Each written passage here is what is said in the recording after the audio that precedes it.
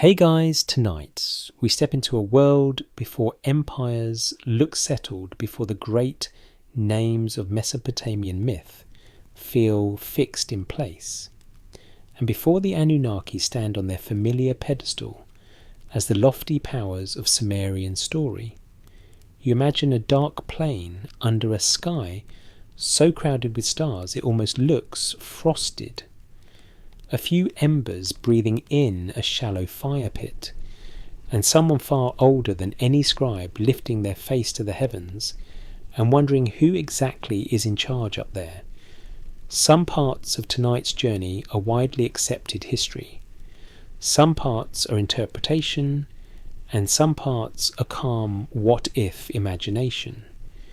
Because historians debate how far later myths may reach back into much older habits of thought. You probably won't survive this comfortably if you're expecting neat labels, tidy timelines, and a divine family tree printed like an office org chart. So before you get comfortable, take a moment to like the video and subscribe, but only if you genuinely enjoy what I do here. And if you're awake out there, somewhere in the world, post your location and local time in the comments. Now dim the lights, maybe turn on a fan for that soft background hum, and let's ease into tonight's journey together.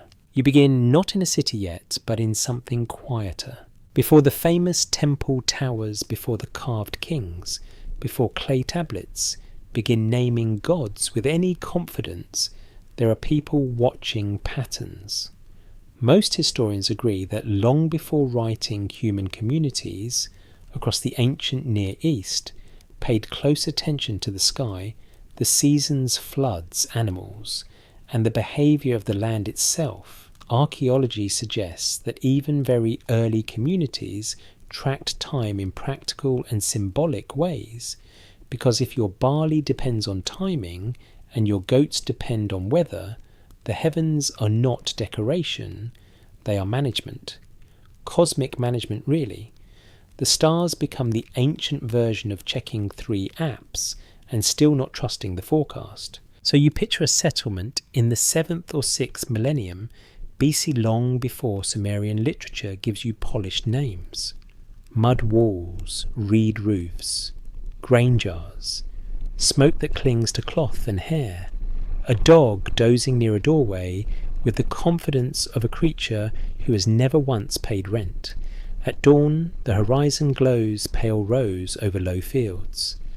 At night, the sky opens wide, and the people living under it do what people always do when faced with something too large to understand. They tell stories. What's broadly accepted is that religion in the ancient world grows from repeated human encounters with forces that feel bigger than any one life.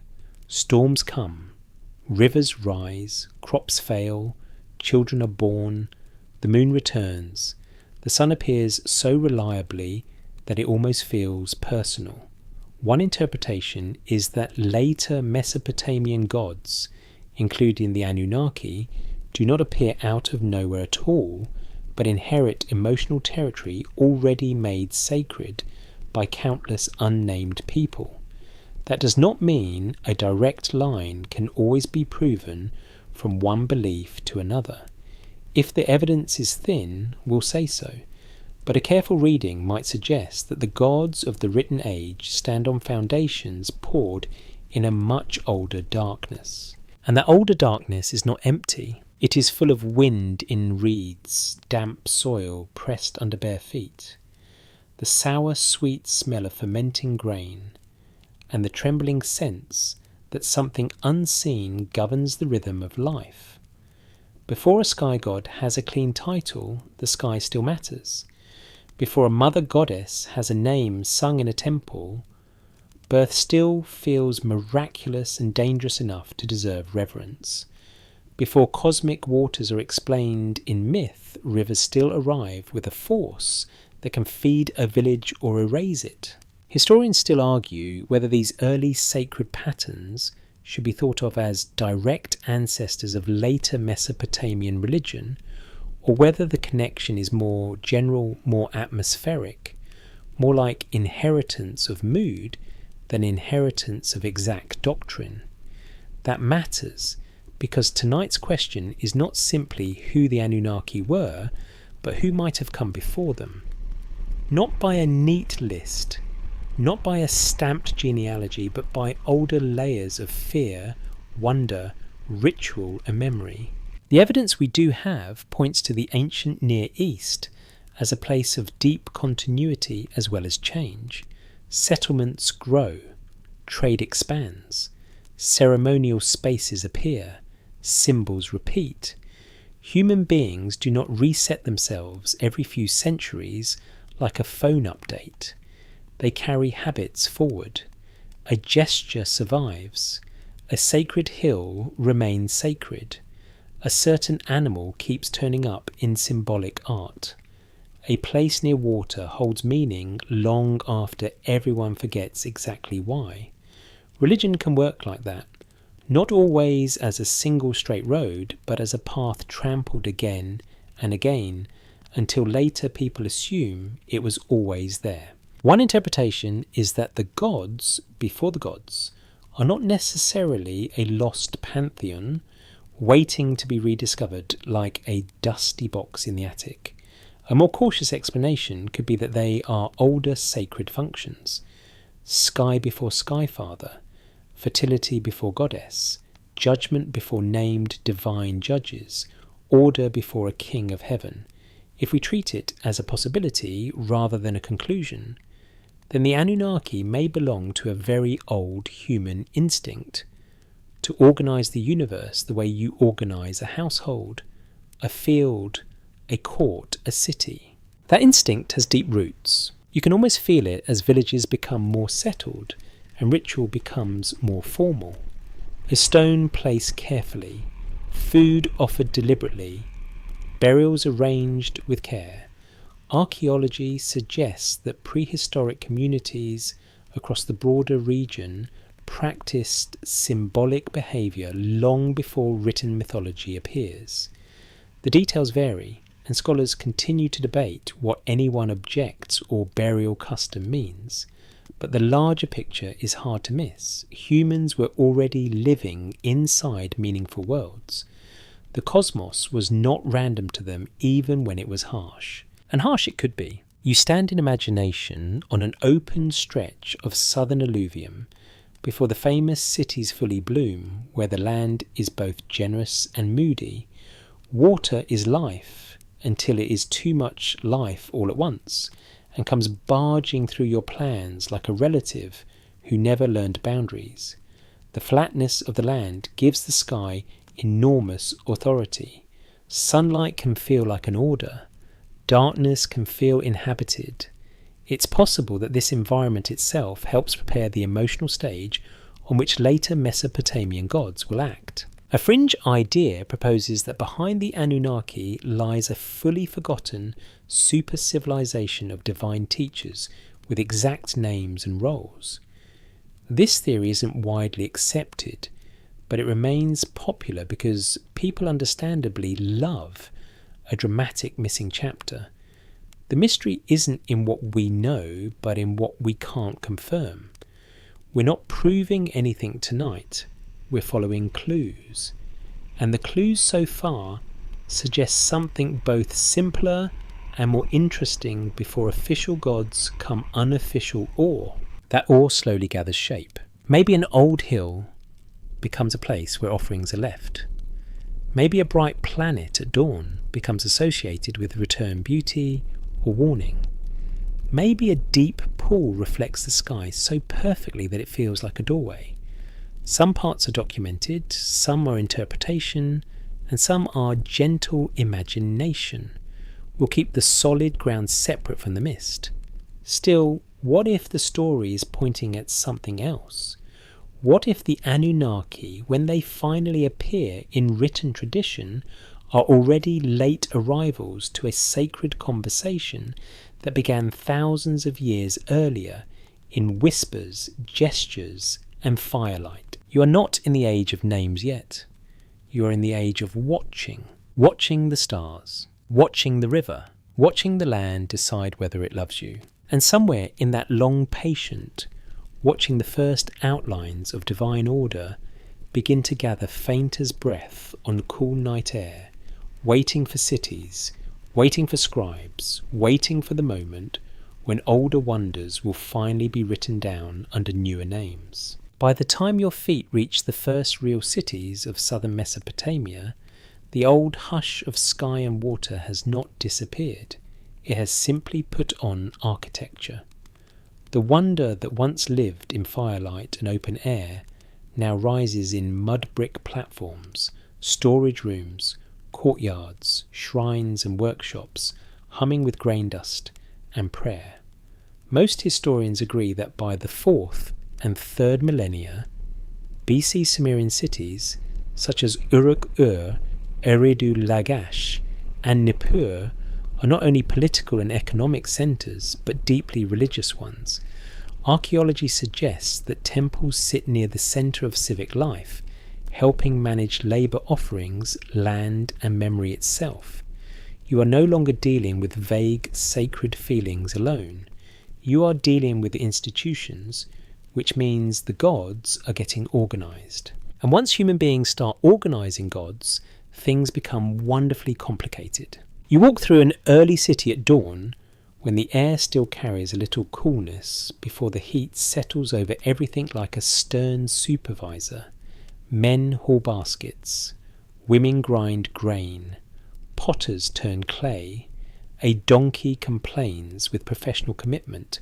Somewhere nearby, a scribe presses wedge shapes into damp clay with the patient expression of a man inventing paperwork for eternity.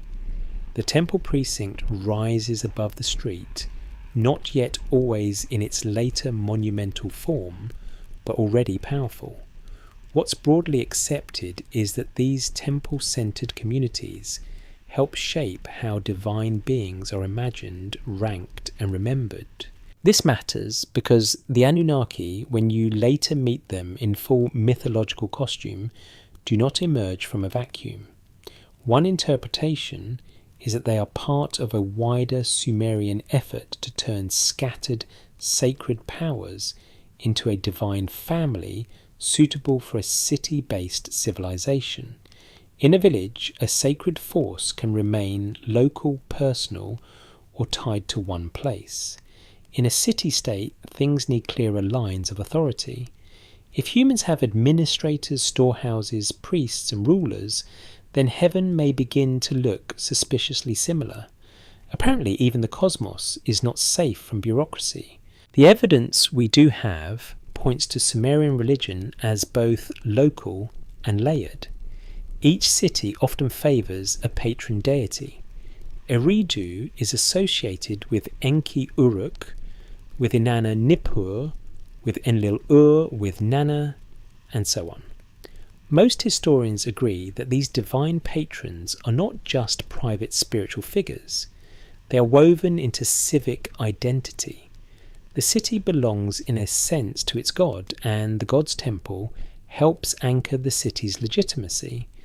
This does not mean every Sumerian person always imagined the divine world the same way. There's no full consensus even within the surviving material, and the tradition changes over centuries. But the larger pattern is clear enough. Religion becomes more structured as cities become more structured. So now you begin to see how a divine family can take shape. A sky god above, a storm or authority god closer to earthly power, a god of wisdom and fresh water, a goddess of love, sex, war, and political drama, with more range than most modern streaming platforms. The Sumerians do not invent religion from nothing, but they do give it names, offices, kinships, stories, and ceremonial rhythm. One interpretation is that the Anunnaki belong to this moment of divine administration, a category of important deities whose authority reflects the social logic of urban life. That's a possibility, not a certainty, but it fits the environment beautifully. Once cities rise, the gods begin wearing badges. Historians still argue whether the earliest Anunnaki are imagined first as a fixed group of specific gods, or as a more flexible class of high-ranking divine beings, whose membership and function shift over time. That debate matters because it affects the deeper question hanging over tonight's story. If the Anunnaki are already a later arrangement, then the gods, before the gods, may not be a separate caste waiting off stage, but the older sacred ideas that got sorted, ranked and repackaged into the divine order of Sumer.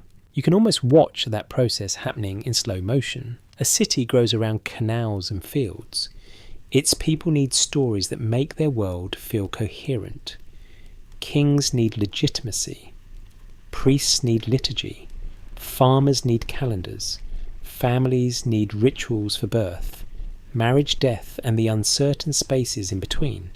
Archaeology suggests that Sumerian religion answers these needs not by reducing mystery, but by managing it. The sky is still vast. Floods are still dangerous. Illness still arrives without asking permission. But now there are names to call on, offerings to make, hymns to sing, and cosmic relationships that explain who outranks whom. What if the first divine family is assembled the way the city itself is assembled, brick by brick? Not invented carelessly, but arranged from older materials. A careful reading might suggest that when the Sumerians write and recite the stories of the gods, they are also freezing a long process of inheritance. Some parts are documented, some are interpretation, and some are gentle imagination.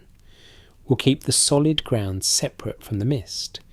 The documented part is that Sumerian texts give us increasingly detailed pictures of divine relationships and roles.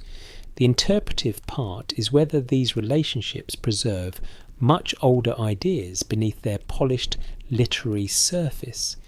The imagined part is the quiet scene behind it all.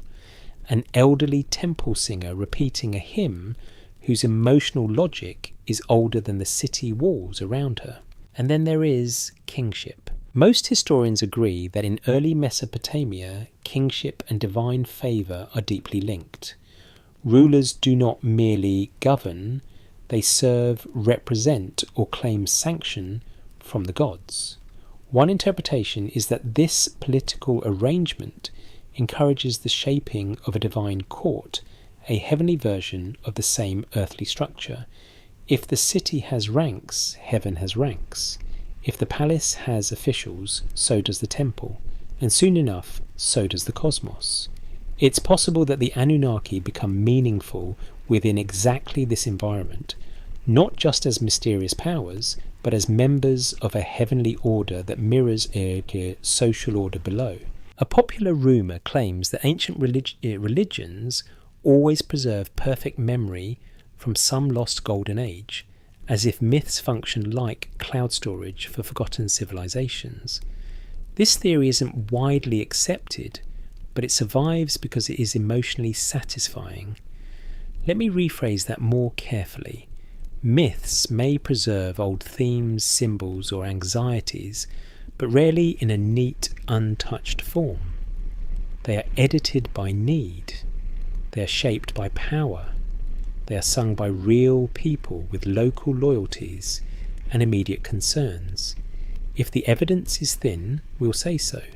And the evidence here suggests continuity, yes, but also adaptation. So the Sumerians build something extraordinary. Not merely temples, not merely myths. They build a shared divine framework sturdy enough to hold a city's memory. And inside that framework, the Anunnaki begin to take on clearer form.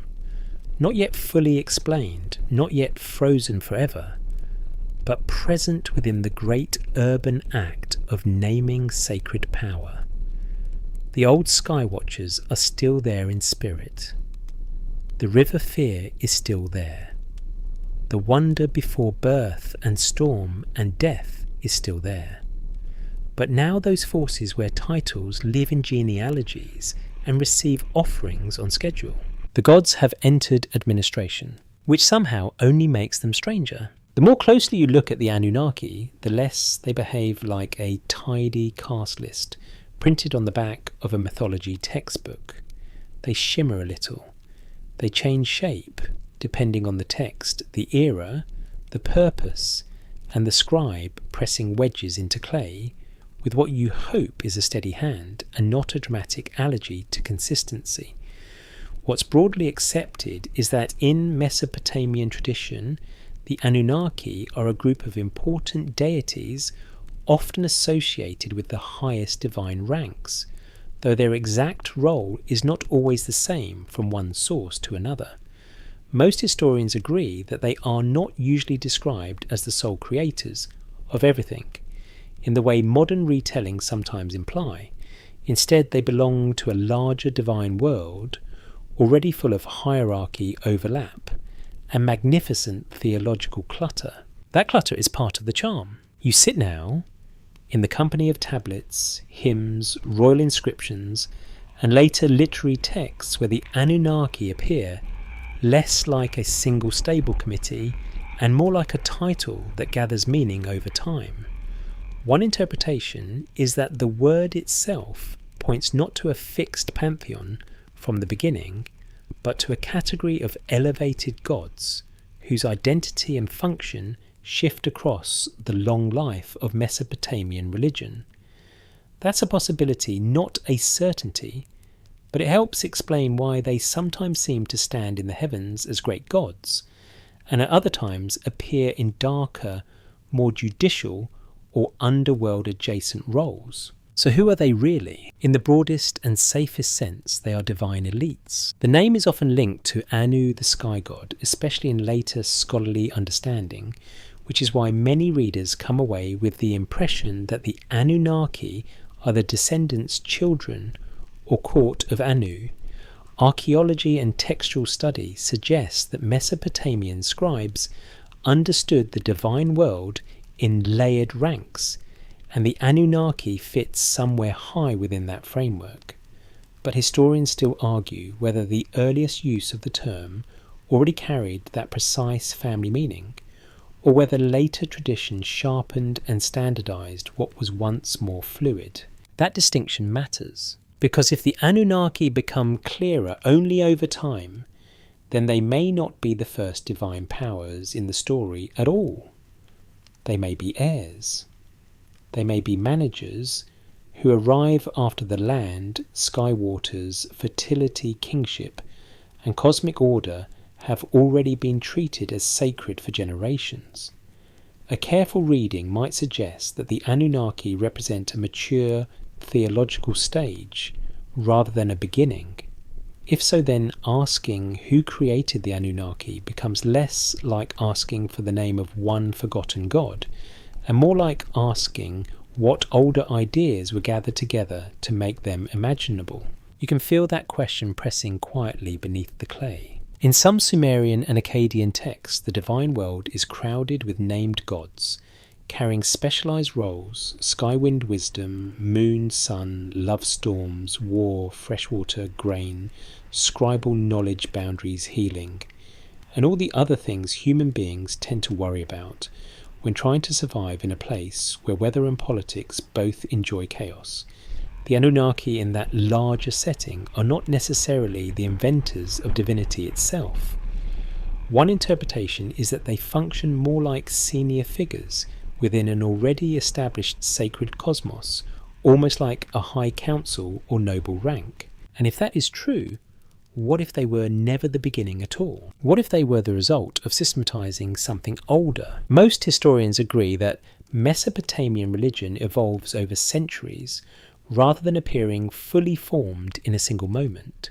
Gods merge, names shift, local cults rise in prestige, and theological emphasis changes with politics, geography, and empire. The evidence we do have points to continuity mixed with adaptation. That means the Anunnaki can be ancient without being original, very old, yes, primordial in feeling sometimes, but not necessarily first in any absolute sense. That's where modern imagination often races ahead of the sources, like a man in sandals trying to outrun a dust storm. A fringe idea proposes that the Anunnaki were remembered as literal creators from some lost pre-Sumerian civilization whose records vanished completely. This theory isn't widely accepted, but it feeds on a real feature of the evidence. There are gaps, and people dislike gaps with almost theatrical intensity. The mystery isn't in what we know, but in what we can't confirm. We're not proving anything tonight, we're following clues.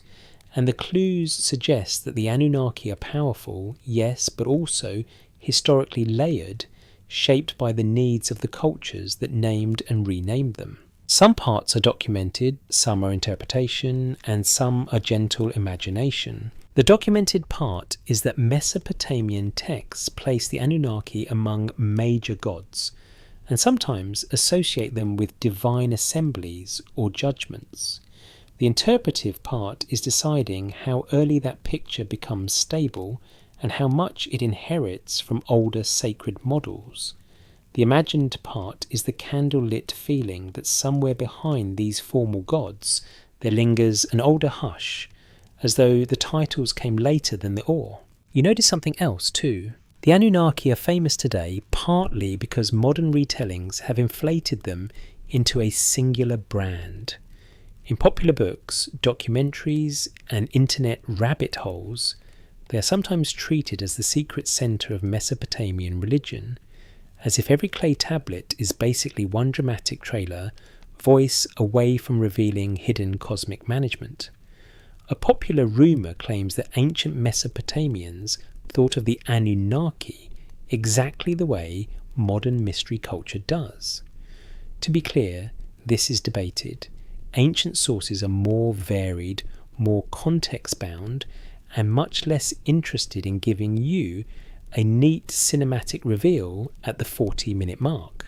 The original tradition is stranger and more nuanced. Scholars continue to debate how the Anunnaki relate to other divine groups, including the Igigi in later Akkadian material. The categories do not always behave in a simple way, and later texts can reorganize older traditions.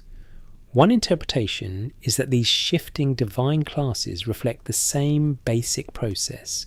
You've already been watching sacred power being sorted and resorted as societies grow more complex. If we treat it as a possibility rather than a conclusion, then the Anunnaki may be less like eternal fixed beings and more like a theological arrangement that becomes increasingly meaningful within Mesopotamian civilization, which is oddly human. Humans do this constantly. You take a mess and make a chart. You inherit 10 traditions and pretend they always belonged in one folder. You rename things, rank things, and act offended when the archive refuses to cooperate. Ancient priests and scribes were not so different, except they had better handwriting on clay and far fewer notifications. So here in the half-light of section 3, the Anunnaki begin to look less like creators and more like a culmination. Not the first gods in a simple sense, but the high gods of a civilization that has learned how to frame divinity in courts, councils, families, and cosmic offices. They are the noble layer, the elevated tier, the divine administration perched above older sacred instincts that were already present long before the term itself became important. And that leaves you with a more interesting question than the one you started with. Not just who the Anunnaki were, but what older sky, older water, older fear, older reverence had to exist first so that one day a people could gather those forces into a name and call them the great gods. By now, the name Anu is beginning to hover over everything like a high ceiling. You only notice once someone points upward.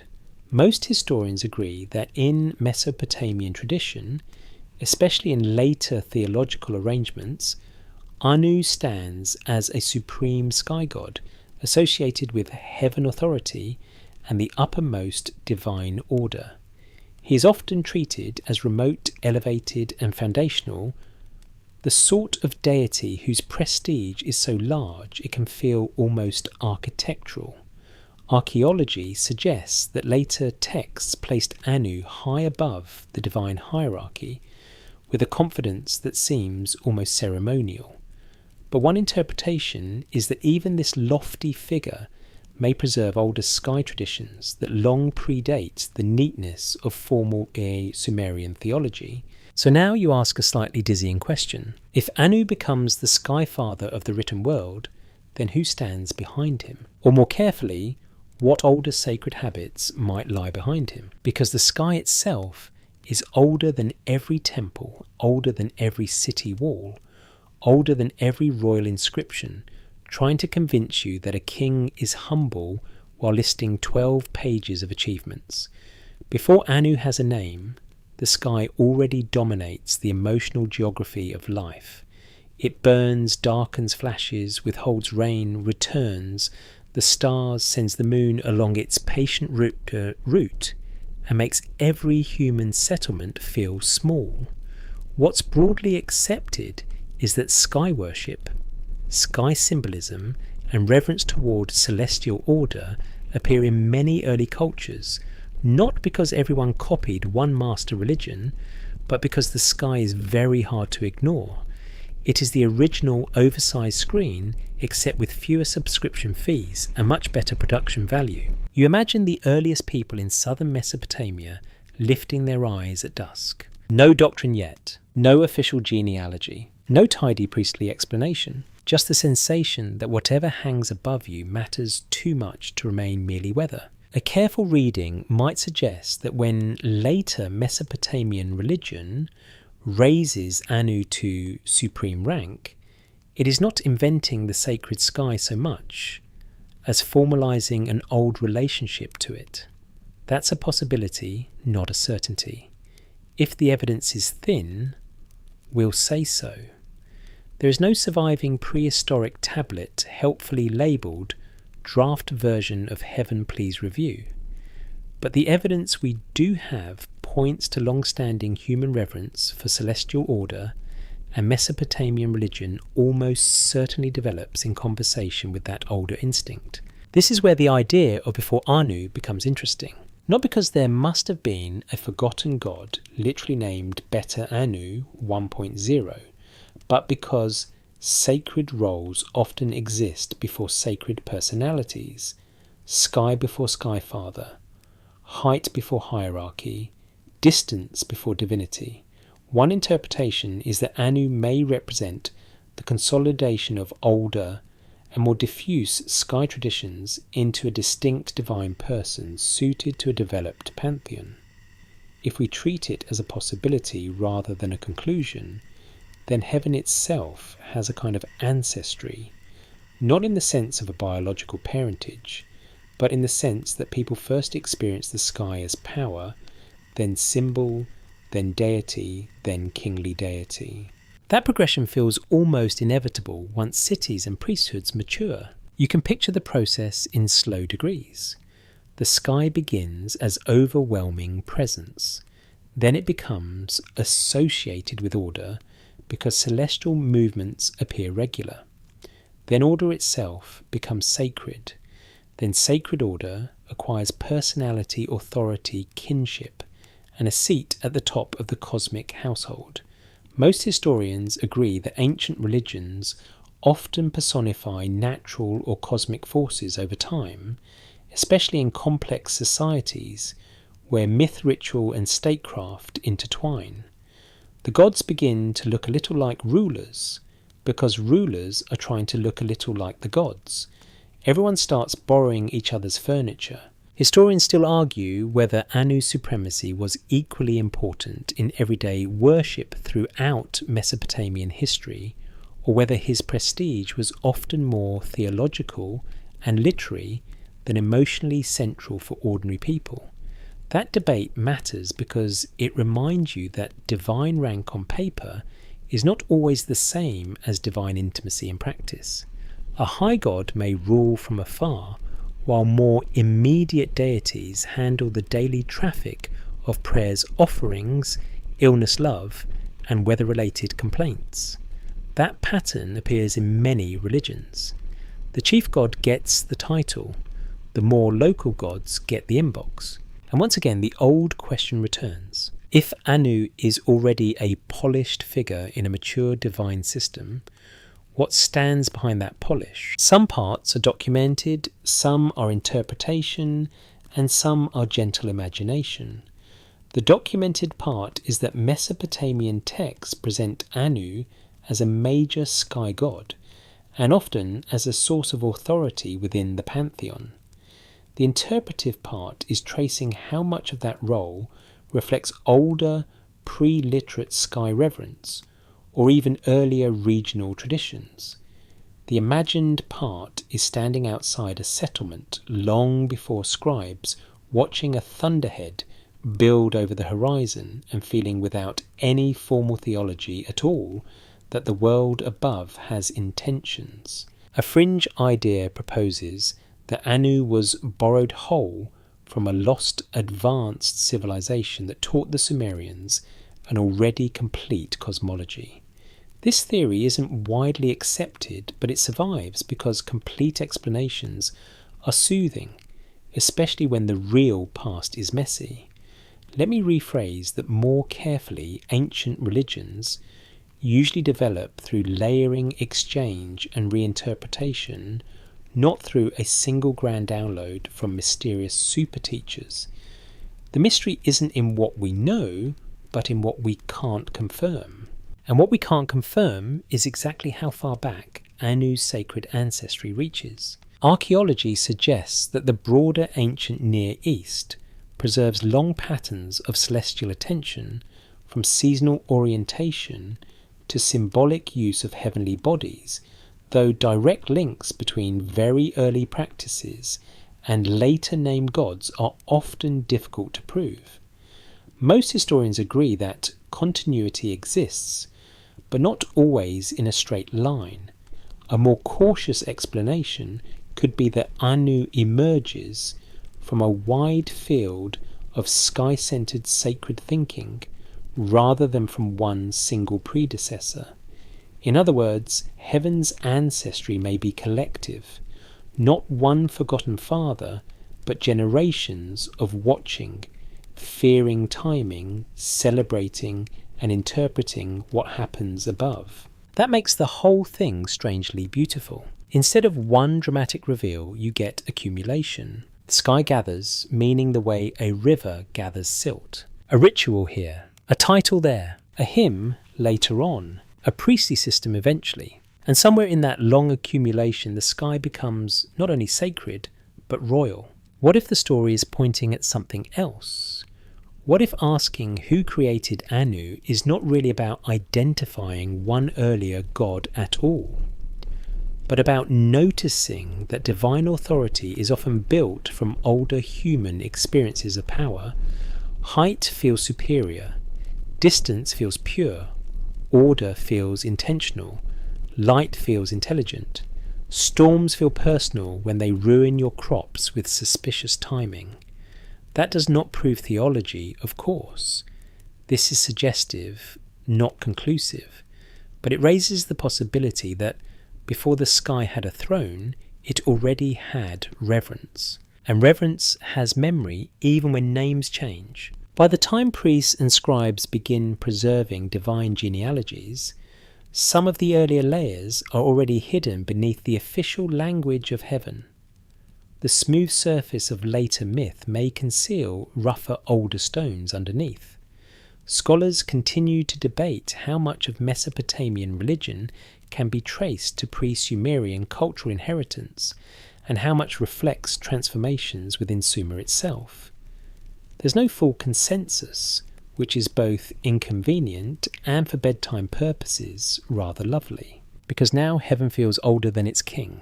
Anu still stands high in the divine order, serene and immense, but you no longer see him as the absolute beginning of the story. You see him as a summit built on buried slopes, a name written over older astonishment, a crowned figure standing where countless unnamed people had already looked up and felt the same quiet thing, that whatever rules the world may have begun above them long before anyone could say its name. If heaven gives you height and authority, water gives you beginnings. Not tidy beginnings, not clean beginnings, but deep shifting living beginnings. Most historians agree that Mesopotamian creation motifs often begin not with a craftsman calmly assembling the universe like a polite furniture manual, but with ancient cosmic substances, especially water's depths and fertile forces that exist before ordinary order takes hold. Archaeology suggests that southern Mesopotamia itself, with its marshes, rivers, canals, mudflats, and life-giving flood systems, shapes how people imagine the first state of the world. One interpretation is that behind later named gods, including the Anunnaki, there lingers a much older reverence for primal waters and mothering forces that do not begin as persons so much as conditions of life itself. So you move from the sky above to the murmuring deep below. You can hear it first. Reeds rubbing in the breeze, water pushing against mud banks, a slow dripping under wooden structures, the faint slap of river current against a small boat made by hands that are very aware of how easy it is to drown in a sacred landscape. What's broadly accepted is that Mesopotamian civilization depends on water with almost absurd intensity. Without the rivers and their management, there is no city, no temple economy, no grain surplus, no great literature, no carefully arranged divine family. The evidence we do have points to a world where water is not scenery, it is fate. And when something feels like fate, religion takes notice. In Mesopotamian myth, primeval waters later appear in varying forms and combinations depending on the tradition and the period. In Sumerian material, the primordial sea can be associated with Namu, a figure sometimes treated as an original watery source, and in some interpretations a motherly origin behind heaven and earth. In Akkadian tradition, later texts such as the Enuma Elish develop cosmic waters through figures like Apsu and Tiamat. Most historians agree that these are not identical traditions, and they should not be mashed together like ancient theological mashed potatoes just because modern audiences enjoy one big myth smoothie. But taken carefully, they suggest a persistent theme. Before organised divine society, there is watery potential. Historians still argue whether figures like Namu preserve very old pre-Sumerian religious ideas, or whether their surviving literary form is already shaped so heavily by later theology that recovering an earlier layer is difficult. That matters because tonight's question is not only who created the Anunnaki, but whether something more ancient than a divine court was once felt to underlie the whole sacred order. One interpretation is that mothering waters or fertile depths may reflect memories of a pre-urban sacred imagination, where creation is not first a royal decree, but an emergence from wetness, darkness, and possibility. That sounds poetic, but it also fits the land. Southern Mesopotamia is a place where solid ground and water are constantly negotiating. Marsh edges shift, canal lines matter, mud becomes brick. Life comes from irrigation, but too much water or too little can wreck everything. A more cautious explanation could be that cosmic waters become central in myth simply because this environment makes them emotionally unavoidable. If so, then primal water is not necessarily evidence of one specific forgotten mother goddess preceding all later gods. That's a possibility, not a certainty.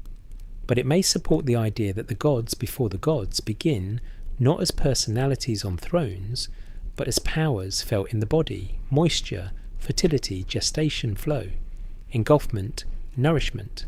You can almost smell the world they come from. Wet clay, fish, rushes drying in the sun, new-cut reeds, a storage jar cool to the touch, bread dough in a humid kitchen space. The whole world feels half-born from mud and water, which makes later myths of primeval seas feel less like fantasy and more like sacred exaggerations of daily experience. Some parts are documented, some are interpretation, and some are gentle imagination. The documented part is that Mesopotamian traditions do preserve ancient cosmic water motifs.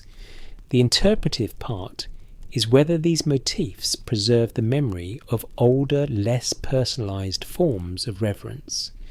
The imagined part is kneeling by a reed-fringed bank before sunrise and feeling without any official doctrine that the world itself is still being born.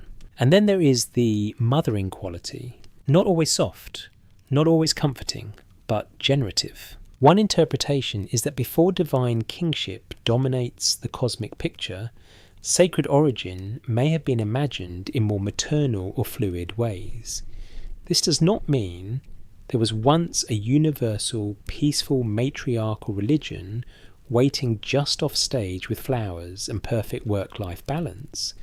That popular rumour claims far more than the evidence can support. Let me rephrase that more carefully. Some ancient traditions do place female or maternal beings near the beginnings of the cosmos, and Mesopotamian material offers meaningful examples, but the broader picture remains debated and complex. Still, the possibility is worth lingering over. If later pantheons often highlight male sky gods, storm gods, kingship gods, and ordered councils, what if those later arrangements rest on an older imaginative ground where birth depth and watery origin mattered more than rank? What if the story is pointing at something else? What if the first sacred force was not a ruler, but a medium? Not a throne, but a womb-like vastness from which all later order emerged. This theory isn't widely accepted as a complete explanation, but it does raise a real and fruitful possibility, because the Anunnaki, as you've begun to see, seem increasingly like a later organised layer. Powerful, yes. Ancient, certainly, but perhaps not first. A fringe idea proposes that beneath every ancient pantheon lies the memory of one fully forgotten mother civilization centred entirely on a sea goddess, whose priests taught the world everything from irrigation to astronomy. This isn't widely accepted, but it survives because modern imagination loves a hidden source with excellent branding. The mystery isn't in what we know, but in what we can't confirm. We're not proving anything tonight, we're following clues. And the clues suggest that Mesopotamian religion preserves a real fascination with primordial substance long before later divine bureaucracy reaches full strength. Scholars continue to debate how early and how central Namu truly was within lived Sumerian religion, and whether her role in surviving texts reflects a broader popular belief or more limited theological thread. There's no full consensus, but the evidence we do have points to something important. Beginnings in Mesopotamian thought are often wet, generative, and not yet fully sorted into the dignified offices of heaven. That means the gods before the gods may not have looked like gods in the later sense at all. Not kings, not judges, not divine nobles seated in assembly, but waters, mothers, depths, fertile substances, and sacred conditions of becoming. Before names grow rigid, before family trees are polished, before the Anunnaki take their place among the great powers, the first beginning may have been something softer and stranger, something you could not salute or petition so easily, something you felt in the ground beneath your feet, and in the river's breath at dusk, a murmuring source from which heaven, earth, and all their later rulers slowly rose like reed boats from the mist. Once you begin looking for origins in ancient Mesopotamia, you quickly discover that gods behave a lot like recipes passed through a large family. Something is always being added, renamed, borrowed, stirred, or quietly claimed as if it had been yours all along. Most historians agree that the religious world of Mesopotamia does not develop in isolation.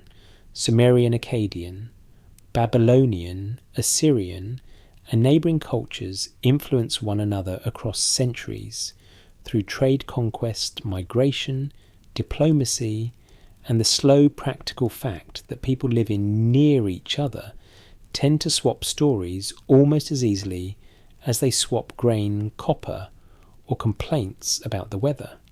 The evidence we do have points to gods being merged, translated, elevated, demoted, and politically reshaped.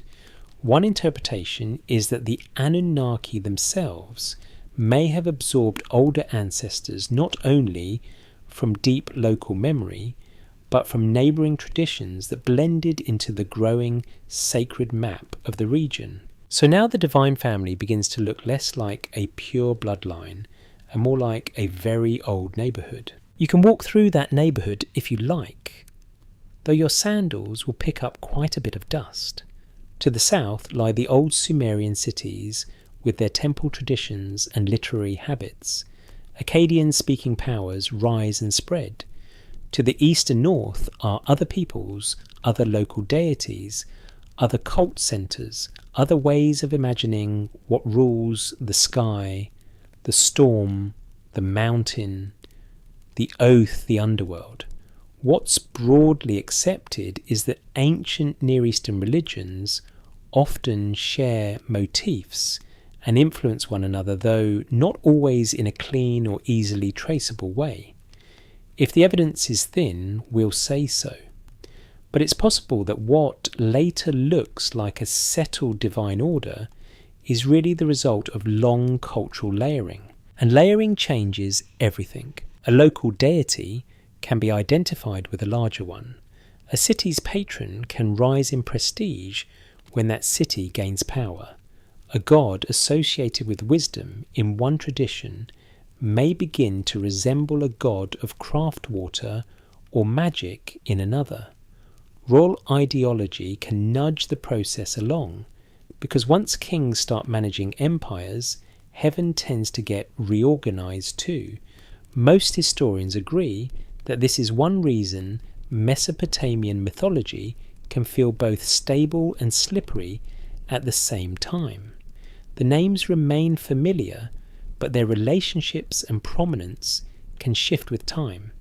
It is ancient religion by way of continuous revision, except nobody sends you the update notes. One interpretation is that the Anunnaki become especially important within this environment because they offer a flexible, high-ranking category into which different sacred legacies can be folded.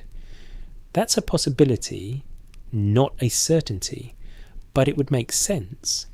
As traditions merge and political worlds expand, divine systems often need broader umbrellas. A heavenly elite can help hold together a mixed sacred inheritance. If so, the gods before the gods might not refer to one lost original pantheon at all, but to many older local powers that gradually disappear inside larger, more official divine identities. You can almost watch the borrowing happen. A caravan arrives, carrying wall-tin stories, accents, and new swear-free ways of explaining thunderstorms. Merchants spend nights in foreign cities. Scribes learn other languages. Priests hear of distant gods whose traits feel strangely familiar. A ruler conquers a city but cannot simply erase its patron deity without causing theological and political chaos. So compromise enters the room wearing ceremonial robes. The conquered god is not removed. The conquered god is reinterpreted. Suddenly the heavens look more inclusive, though perhaps not for entirely spiritual reasons. Historians still argue whether specific Mesopotamian gods can be directly traced to earlier non-Sumerian or neighbouring divine figures in any simple one-to-one way. That debate matters because modern retellings often prefer clean ancestry, while the ancient world prefers compost. Things break down, mingle, and grow into new forms. A more cautious explanation could be that many divine similarities reflect shared human concerns rather than direct borrowing in every case. Storms matter to everyone. Fertility matters to everyone. Kingship matters to anyone trying to keep a city from collapsing before lunch. Still, archaeology suggests meaningful exchange across the broader Near East, and religion rarely travels alone. Some parts are documented, some are interpretation, and some are gentle imagination. The documented part is that Mesopotamian divine traditions evolved through long contact among cultures, and that gods were often syncretized or reinterpreted. The interpretive part is deciding how much of the Anunnaki's eventual prestige reflects that blending process. The imagined part is the glow of a temple lamp in a multilingual city where two priests, each certain their own theology is superior, slowly realise they are describing powers with suspiciously similar job descriptions. And that brings you back to the question of inheritance. If every conquest quietly adopts an older heaven instead of replacing it, then the gods, before the gods, may survive precisely by losing their names. A careful reading might suggest that sacred functions persist even when the labels change. A mountain god becomes a weather lord. A mother of fertility becomes part of broader creation pattern. A local ancestral power becomes absorbed into the court of a major sky god. The title changes. The reverence remains. That does not prove direct continuity in every case. This is suggestive, not conclusive, but it raises the possibility that ancient religion remembers by disguising. A fringe idea proposes that all Near Eastern pantheons descend from one single hidden master civilization that distributed divine archetypes, like an organised franchise operation. This theory isn't widely accepted, but it remains popular because people love one-key-fits-all explanations. Let me rephrase that more carefully. Similarities across cultures can arise from contact, shared environment, parallel development, and selective borrowing, often all at once. The mystery isn't in what we know, but in what we can't confirm. What we can confirm is motion. Nothing stays still for long in the ancient Near East. Languages move, borders move, trade routes move, prestige moves, even river courses move, which is rude but historically consistent. And as all that movement continues, gods move too. They travel in names, symbols, hymns, marriages, treaties, and temple renovations. Most historians agree that religion in this world is living adaptive and responsive to political realities. One interpretation is that the Anunnaki, far from being isolated originals, belong to a sacred system built partly through centuries of cultural conversation. That makes them feel older in one sense and less singular in another. Older because they may carry fragments of many traditions. Less singular because their authority may be composite. Not a pure beginning, but a braided one. Scholars continue to debate exactly how syncretism worked from one era to the next, and how ordinary worshippers understood these overlaps compared with scribes and theologians. There's no full consensus, but what's broadly accepted is that Mesopotamian religion grows through accumulation as much as inheritance. So when you ask who created the Anunnaki, one answer may be, many hands did over a very long time. Farmers, priests, kings, traders, migrants, scribes, conquered peoples, ambitious cities, and the old stubborn sacred places that refused to become ordinary. The divine family, in other words, may have been built the way ancient cities were built, not from one perfect blueprint, but from reused bricks, By the time you reach the scribes, the old sacred world has become something you can stack on a shelf. Not neatly, of course. Clay tablets crack, get buried, get reused, get lost, and occasionally leave future scholars staring into the void with the expression of someone who has assembled 90% of a puzzle only to discover the cat has hidden the last corner piece. But most historians agree that Mesopotamian religion survives for us largely through written texts copied, edited and preserved in temple and palace settings. Archaeology suggests that myths were not static heirlooms floating untouched through time. They were handled, revised, arranged. One interpretation is that the origins of the gods themselves, including the Anunnaki, may have been quietly adjusted to suit new political, ritual or theological needs. So tonight you sit beside the lamplight. You hear the scratch of reed stylus on damp clay. You smell warm earth oil smoke and the faint mineral scent of drying tablets. A scribe bends over a text, copying words older than he is, perhaps older than his city's current dynasty, perhaps already slightly altered from the version his teacher once learned. What's broadly accepted is that Mesopotamian scribes did not merely record tradition in a modern documentary sense. They participated in preserving, standardizing, and sometimes reshaping it.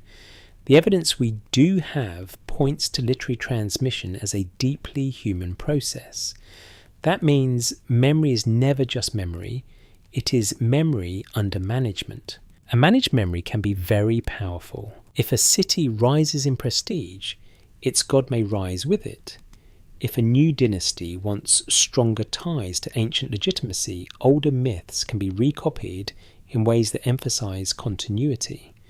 If temple scholars want a more coherent theology, divine genealogies can be clarified, elevated, or arranged into cleaner hierarchies.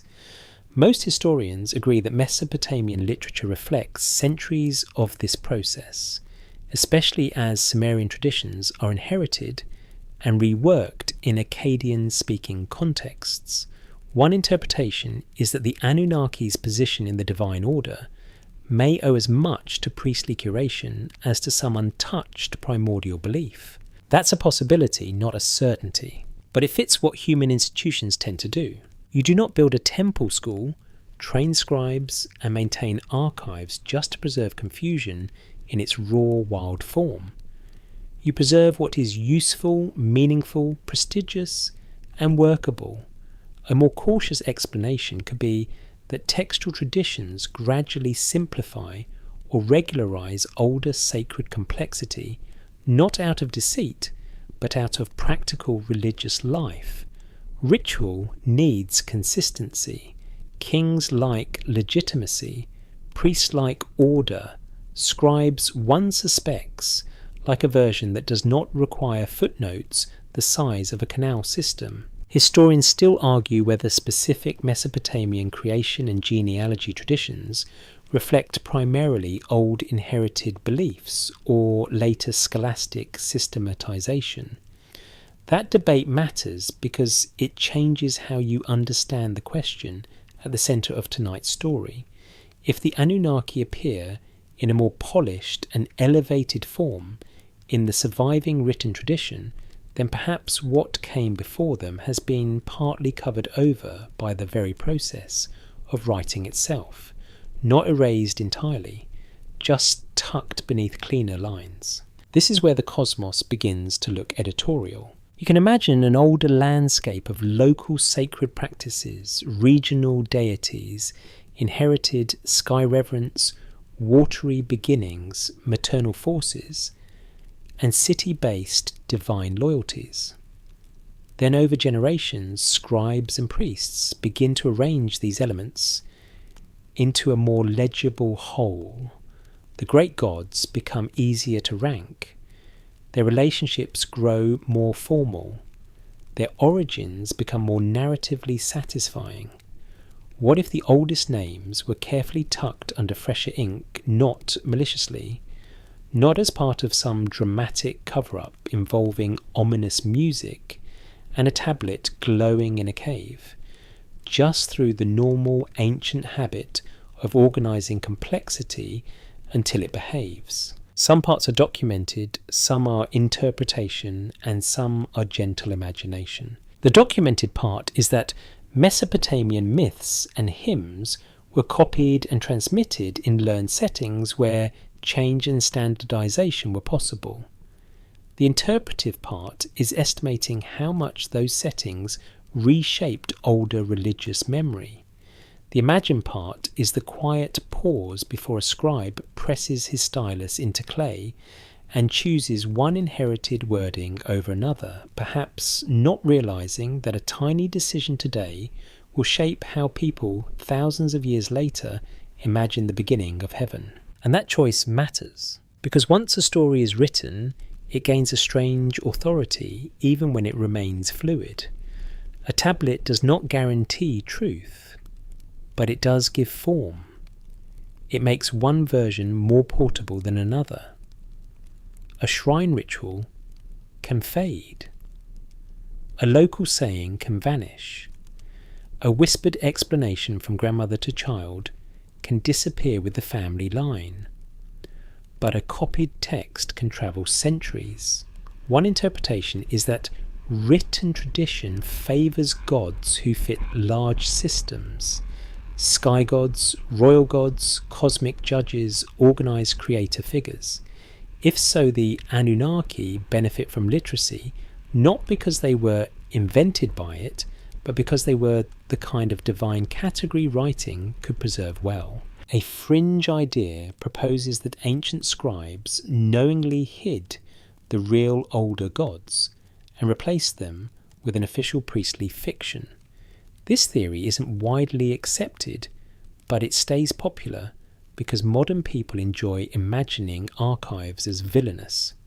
Let me rephrase that more carefully. Scribes likely worked within the assumptions and needs of their own time, preserving some things, neglecting others, and harmonizing traditions in ways that felt natural or necessary. The mystery isn't in what we know, but in what we can't confirm. We're not proving anything tonight, we're following clues. And the clues suggest that the written cosmos is not the first cosmos. It is a curated cosmos, a shaped one, a version that survives because institutions supported it. Most historians agree that temple and palace environments influenced which traditions were copied, taught, and remembered. Archaeology suggests that not every religious practice leaves the same kind of evidence.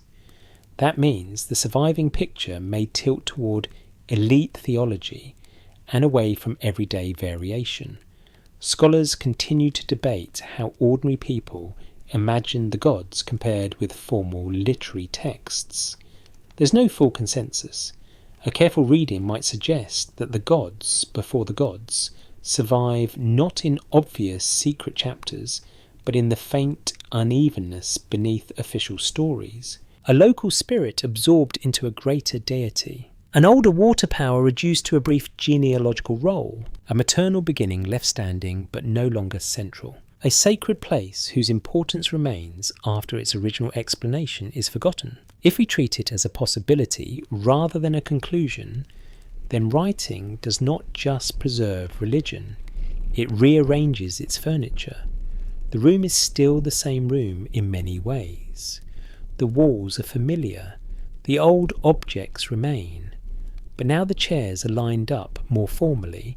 The big gods get the best lighting, and the Anunnaki stand where later tradition can see them clearly, which means your search grows more delicate. Not who appears in the final version, but who had to be dimmed, softened, folded inward, or simply left behind, so that the final version could look so impressively complete. The clay is honest in its way. It gives you a past, but it also reminds you that every written heaven has an unwritten underside. By now, you have gathered quite a respectable little pile of clues, sky before sky, farther waters.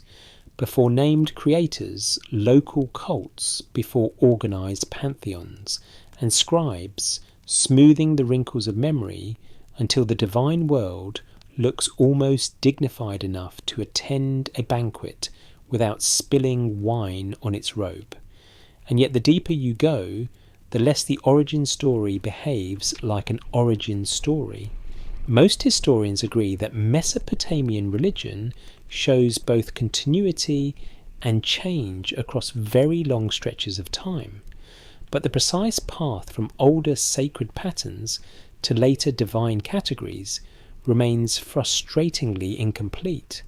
Archaeology suggests broad lines of inheritance, yet the gaps between periods, regions, and surviving texts remain significant. One interpretation is that the Anunnaki emerged from layered traditions rather than from one single source. And what if the silence between tablets is the loudest clue of all? This is the part where the ground gets softer under your sandals. Not because everything vanishes into fantasy, but because uncertainty becomes part of the real historical landscape. What's broadly accepted is that the evidence for ancient Mesopotamian religion is fragmentary.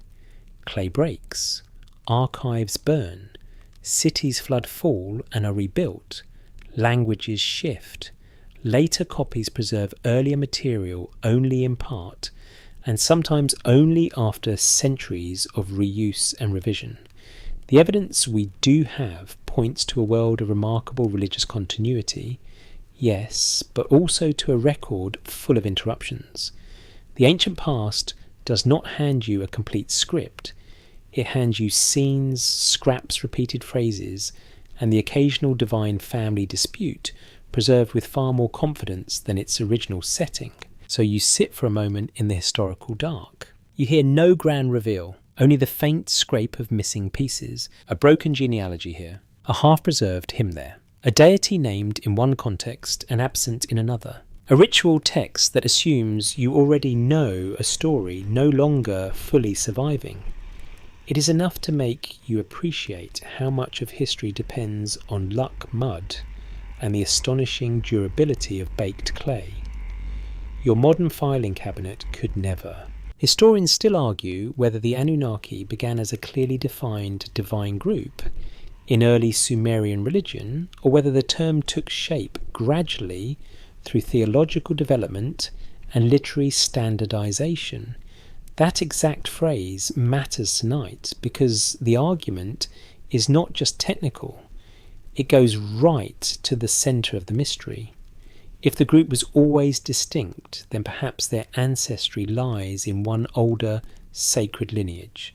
But if their identity grew over time, then perhaps they are the result of several sacred streams converging until later tradition treated them as though they had always belonged together.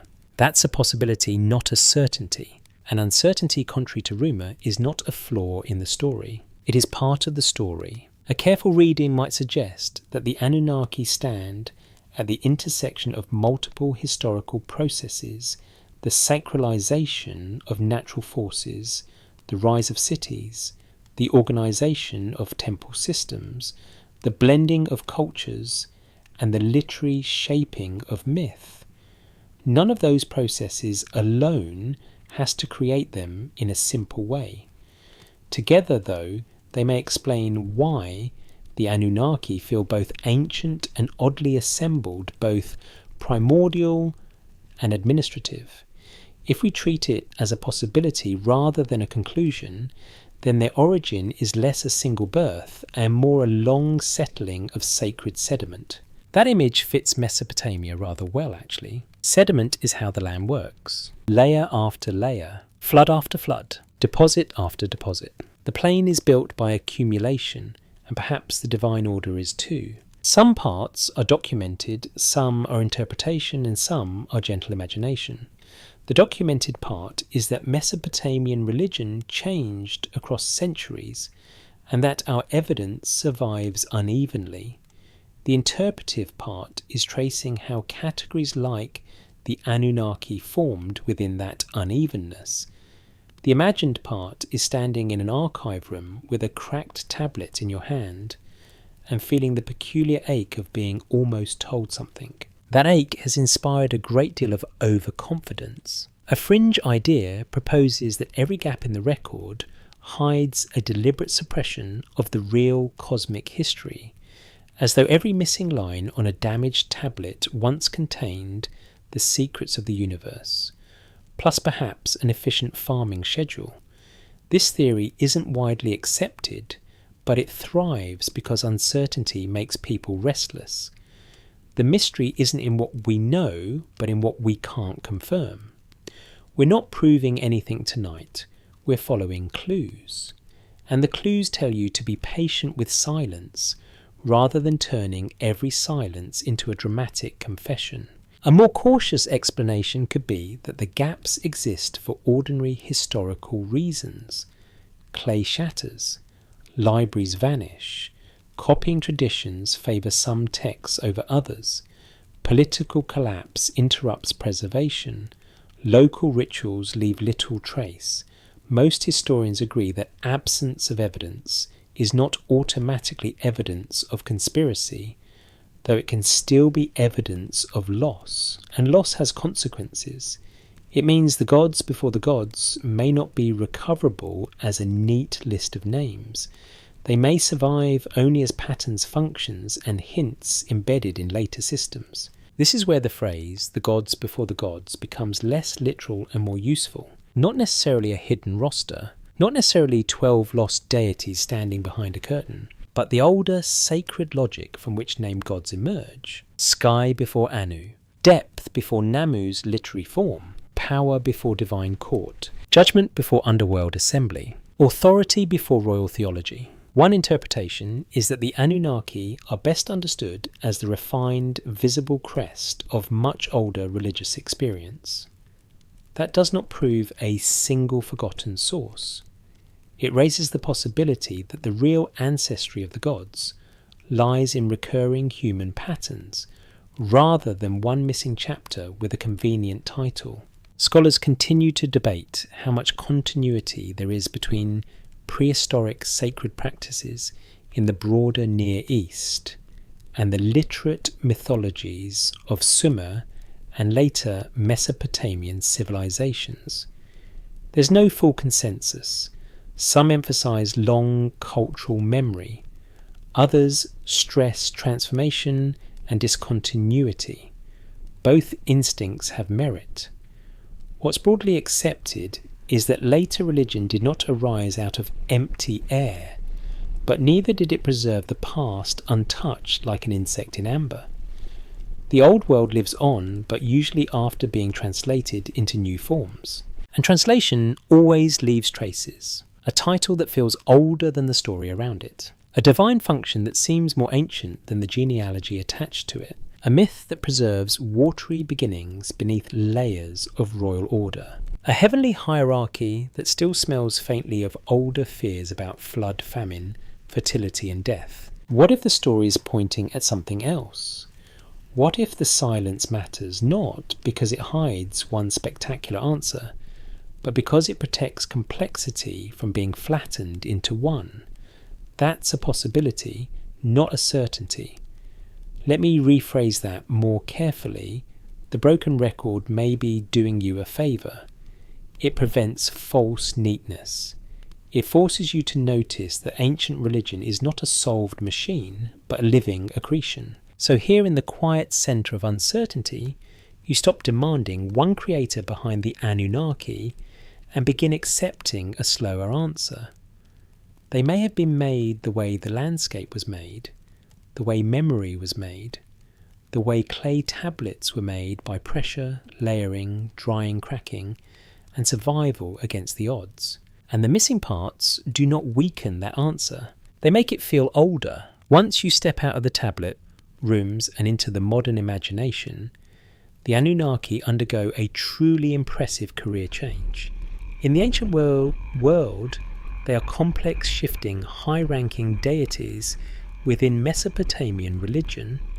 In the modern world, they sometimes become cosmic engineers, extraterrestrial supervisors, genetic meddlers, lost civilization, managers, and on especially energetic corners of the internet, the apparent answer to every unresolved question, from pyramids to politics to why your algorithm keeps recommending men whispering over dramatic synth music.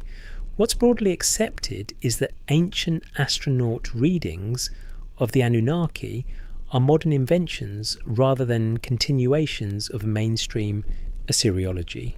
One interpretation is that these modern stories remix genuine ancient motifs, sky beings, divine descent, sacred knowledge, primordial authority into a new mythology for an age that distrusts institutions but still craves revelation.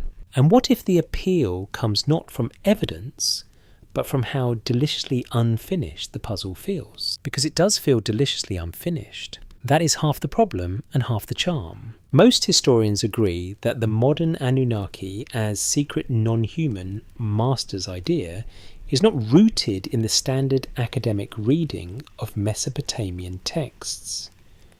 The evidence we do have points to a much more complicated and less cinematic ancient tradition. The Anunnaki appear in a range of contexts, and their roles shift across texts and eras. They're important, yes, but not in the neatly branded way modern mystery culture prefers. A popular rumour claims that ancient Mesopotamians explicitly described the Anunnaki as advanced beings who created humanity through hidden technology. To be clear, this is debated, and more than debated, really. This theory isn't widely accepted, and the relevant ancient texts do not support that modern narrative in any straightforward sense. Still, you can understand why people go for it. The old sources are fragmentary. The names are strange and grand. The setting feels remote enough to hold projection. The gods come from the sky or from beyond ordinary human reach. Humanity appears in myth through divine action. Civilization rises in one of the world's earliest urban landscapes, which already feels dramatic before anyone adds speculative background music. If we treat it as a possibility rather than a conclusion, then modern Anunnaki lore may tell you less about Bronze Age Mesopotamia and more about the modern appetite for hidden architects behind visible history. That appetite is old, by the way. Humans do not enjoy admitting that civilization emerges through slow, messy, collective effort. We prefer a reveal, a mentor figure, a vanished teacher, a secret download, something dramatic enough to explain why the first cities' calendars, rituals, and myths feel so astonishing. A fringe idea proposes that the Anunnaki were remembered as literal visitors because ancient people lacked the vocabulary to describe advanced contact. This theory isn't widely accepted, but it thrives because it offers modern certainty disguised as ancient mystery. Let me rephrase that more carefully. It's often easier emotionally to imagine one hidden cause than to sit with layered cultural development, partial records, and unresolved debate. And debate is where history actually lives. Historians still argue whether modern fascination with the Anunnaki has any meaningful interpretive value at all, or whether it mostly obscures the ancient sources beneath a thick layer of speculative entertainment. That exact phrase matters here because the modern mythology does occasionally latch onto real features of the ancient material, just not in reliable proportion. There really are divine assemblies. There really are high gods. There really are stories of humanity's place in a cosmos shaped by non-human powers. But one interpretation is that modern retellings magnify these features so aggressively that they flatten the original religion into a single sensational plotline. And the original is far more interesting than that. It has local gods, changing political contexts, overlapping traditions, scribal editing, watery beginnings, underworld judgments, celestial authority, temple administration, and the long, slow evolution of sacred categories. In other words, it has texture. Ancient astronaut storytelling tends to remove that texture in favour of one great explanatory spotlight. But the mystery isn't in what we know, but in what we can't confirm. We're not proving anything tonight, we're following clues.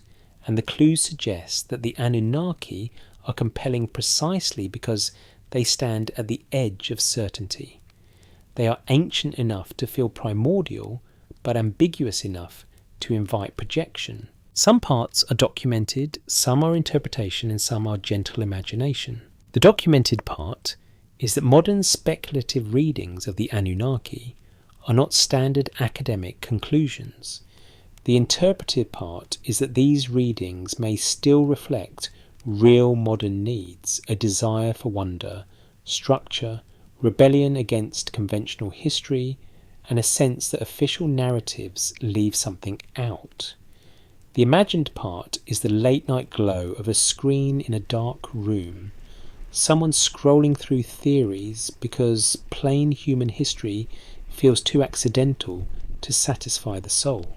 A more cautious explanation could be that the Anunnaki became modern mystery icons, not because the evidence forces that conclusion, but because they occupy a perfect symbolic niche. They are distant enough to be reimagined, prestigious enough to sound important, and poorly understood enough by general audiences to support almost any story. That's a possibility, not a certainty, but it fits the pattern. Once a figure from ancient religion escapes the original cultural setting, it can become almost anything. The Anunnaki have become, in effect, mythological spare rooms, into which modern imagination keeps moving new furniture. Scholars continue to debate why certain ancient figures become magnets for fringe speculation, while others remain quietly academic. There's no full consensus. But what's broadly accepted is that modern media rewards mystery framed as revelation. The more uncertain the source material, the easier it is to present confidence as insight. Ancient Mesopotamia, with its broken tablets and grand divine names, offers perfect conditions for that performance. It is historical enough to feel grounded, strange enough to feel charged, and incomplete enough to tempt overreach. Which means tonight you have to keep your footing, not by mocking wonder. Wonder is fine, useful even, but by separating wonder from certainty. A careful reading might suggest that modern fringe Anunnaki theories survive because they tap into a real and ancient question. Did the gods themselves inherit something older? Did later divine hierarchies conceal earlier sacred patterns? That question is worth asking. It belongs to the same mystery you have been tracing all night. What is not worth doing is pretending the available evidence gives you a clean science fiction answer in place of a historical one. Because the old record is stranger than that. It does not hand you aliens. It hands you layers. It hands you skywater, rank memory, borrowing, priestly editing, missing pieces and symbols that refuse to sit still. So here in the middle of the modern noise, you return to the calmer and more durable puzzle. Not whether the Anunnaki were secretly something more sensational than scholars think, but whether their very ambiguity points backward toward older, dimmer forms of sacred thought. If so, then the real mystery is not hidden spacecraft or lost machines. It is how human beings keep reworking the oldest questions: who came first? What shaped the gods? What stood behind heaven into forms their own age can bear? And that may be the most human myth of all. As the night deepens, the Anunnaki begin descending. Not from the stars in any modern dramatic sense, but from the bright upper ranks of divine prestige into something older, heavier, and more unsettlingly intimate. Most historians agree that in parts of Mesopotamian tradition, especially in later texts and underworld contexts, the Anunnaki appear as judges or powers associated with the realm of the dead. They are not only heavenly nobles standing at a polite distance above human life, they also belong at times to the dark machinery waiting beneath it. Archaeology suggests that Mesopotamian religion does not keep heaven and the underworld fully separate in the simple way modern storytelling often prefers. One interpretation is that this underworld role may preserve an older class of chthonic powers. And what if the gods, before the gods, waited below rather than above? That possibility changes the temperature of the whole story. Until now, you have been looking upward: stars, sky authority, divine rank, celestial ancestry. But ancient religion is rarely that neat. The same civilization that builds temple towers also buries its dead, mourns them, feeds them richly, and imagines a shadowy world beneath the earth. What's broadly accepted is that Mesopotamian thought includes a substantial underworld tradition, a land of the dead ruled by powers such as Ereshkigal, and in some traditions Nergal, with judges and divine officials playing roles in the administration of death. Because apparently the ancient imagination could not resist giving the afterlife paperwork as well. You can feel that underworld in the language of dust and silence. A dry chamber, a sealed doorway, bread left for the dead, a whispered name, the faint smell of earth after it has been cut open. This is not the triumphant, clean heaven of a much later religious imagination.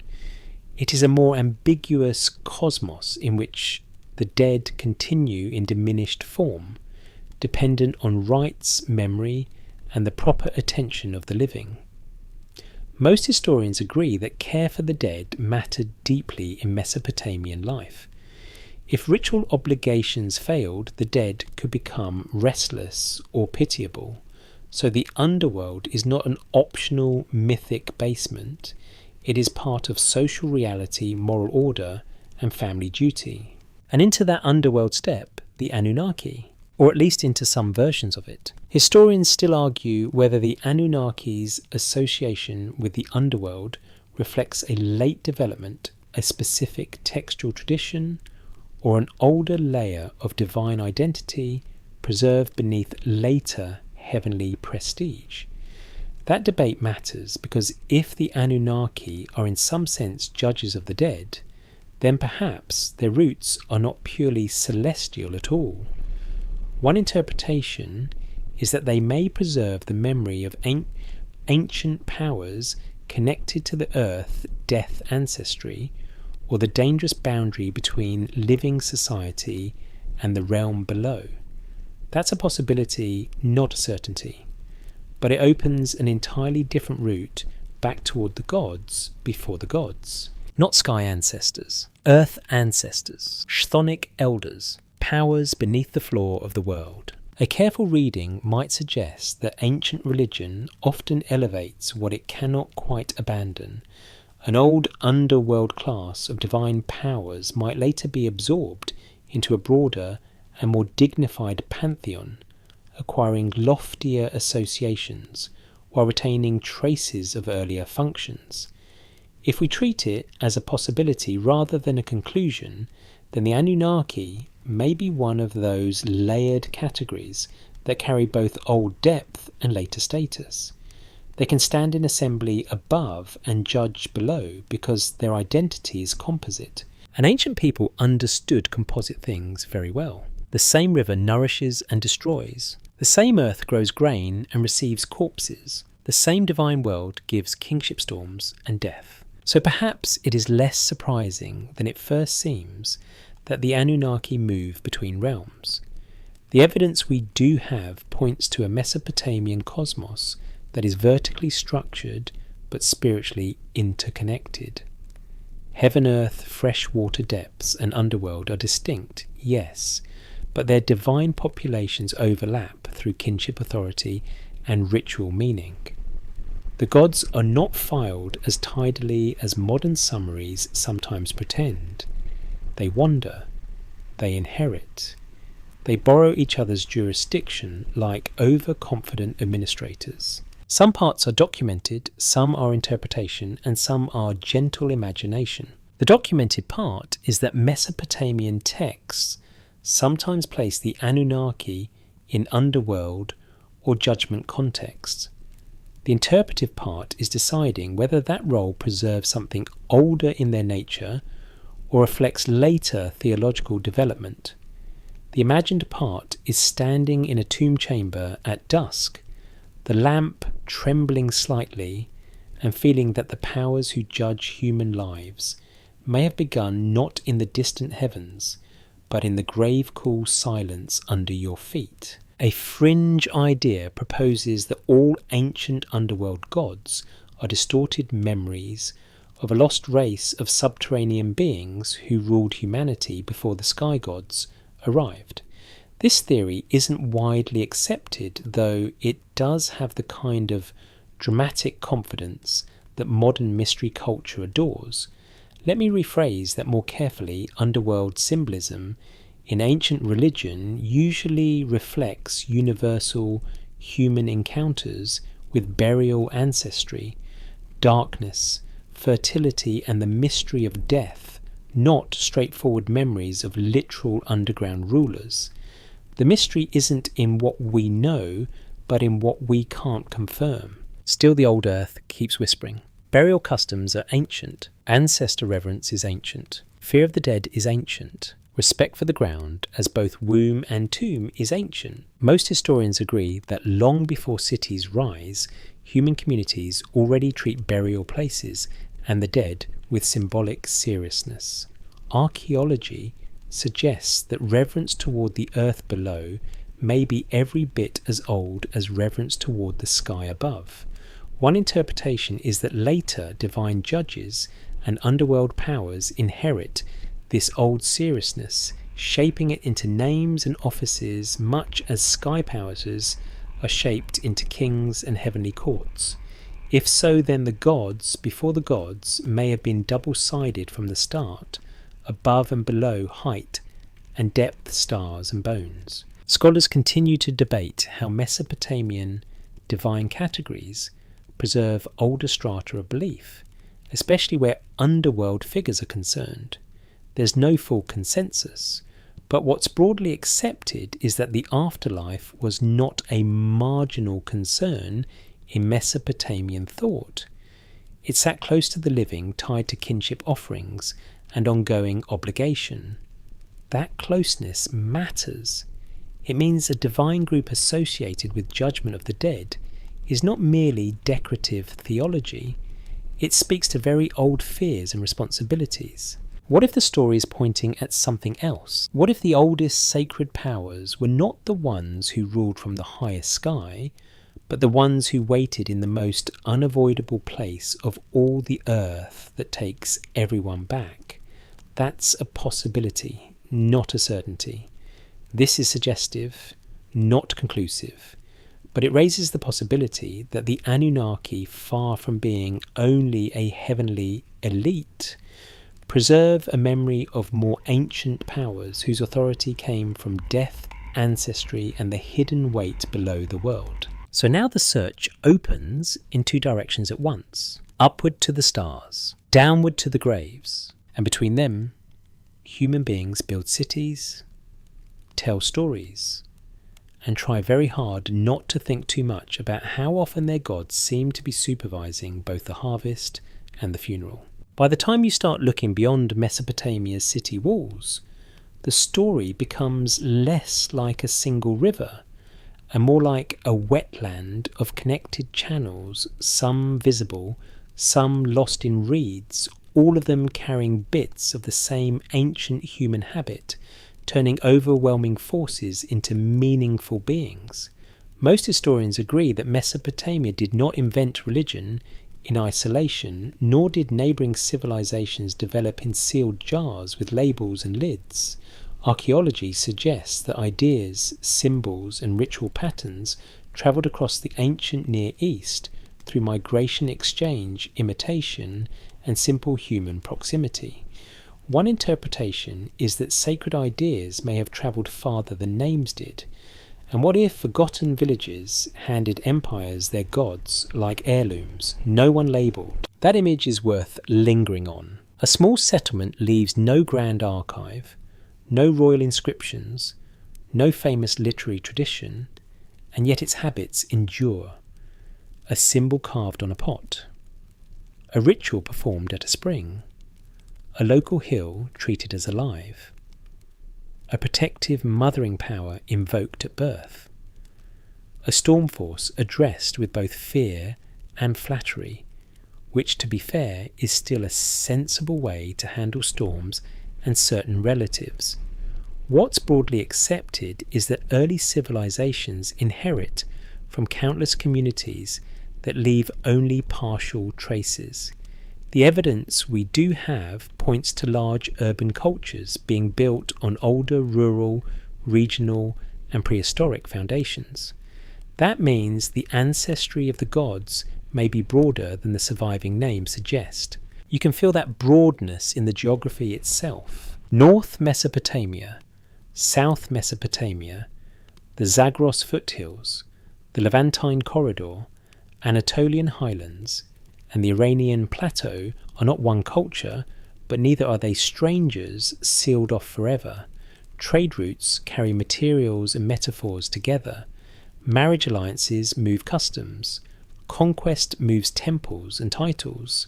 Seasonal movements, labour movements, and borderland living all create conditions where one community's sacred logic can enter another's world. Most historians agree that ancient religions across the Near East share overlapping themes: storm gods, sky authority, fertility, underworld, power, sacred mountains, flood memories, divine kingship, though direct borrowing is not always easy to prove. Historians still argue whether these shared themes mostly reflect cultural contact, or whether many of them arise independently from common human experiences of nature, death, hierarchy, and survival. That debate matters because if you push borrowing too hard, every similarity becomes evidence of one hidden source, and if you resist it too hard, you risk pretending ancient peoples lived in imaginative isolation. A more cautious explanation could be that both processes matter. People respond similarly to some universal realities, but they also borrow eagerly whenever something useful, impressive, or politically convenient comes along. Ancient religion, in that sense, behaves like language. It has family resemblance, local dialect, and a shocking willingness to steal a good word. One interpretation is that the Anunnaki inherit more than strictly Sumerian ancestry. Not necessarily by direct descent from one earlier named pantheon, but through a wider environment of sacred exchange. If we treat it as a possibility rather than a conclusion, then the gods, before the gods, may include forgotten local powers, neighbouring divine models, and prehistoric symbolic structures that survive only after being folded into larger literate systems. That does not prove the Anunnaki were borrowed wholesale from somewhere else. This is suggestive, not conclusive, but it raises the possibility that their authority is partly built from a long regional conversation older than Sumerian writing. Some parts are documented, some are interpretation, and some are gentle imagination. The documented part is that the broader ancient Near East was interconnected, and that religious ideas moved across it. The interpretive part is tracing which specific strands fed into Mesopotamian divine categories.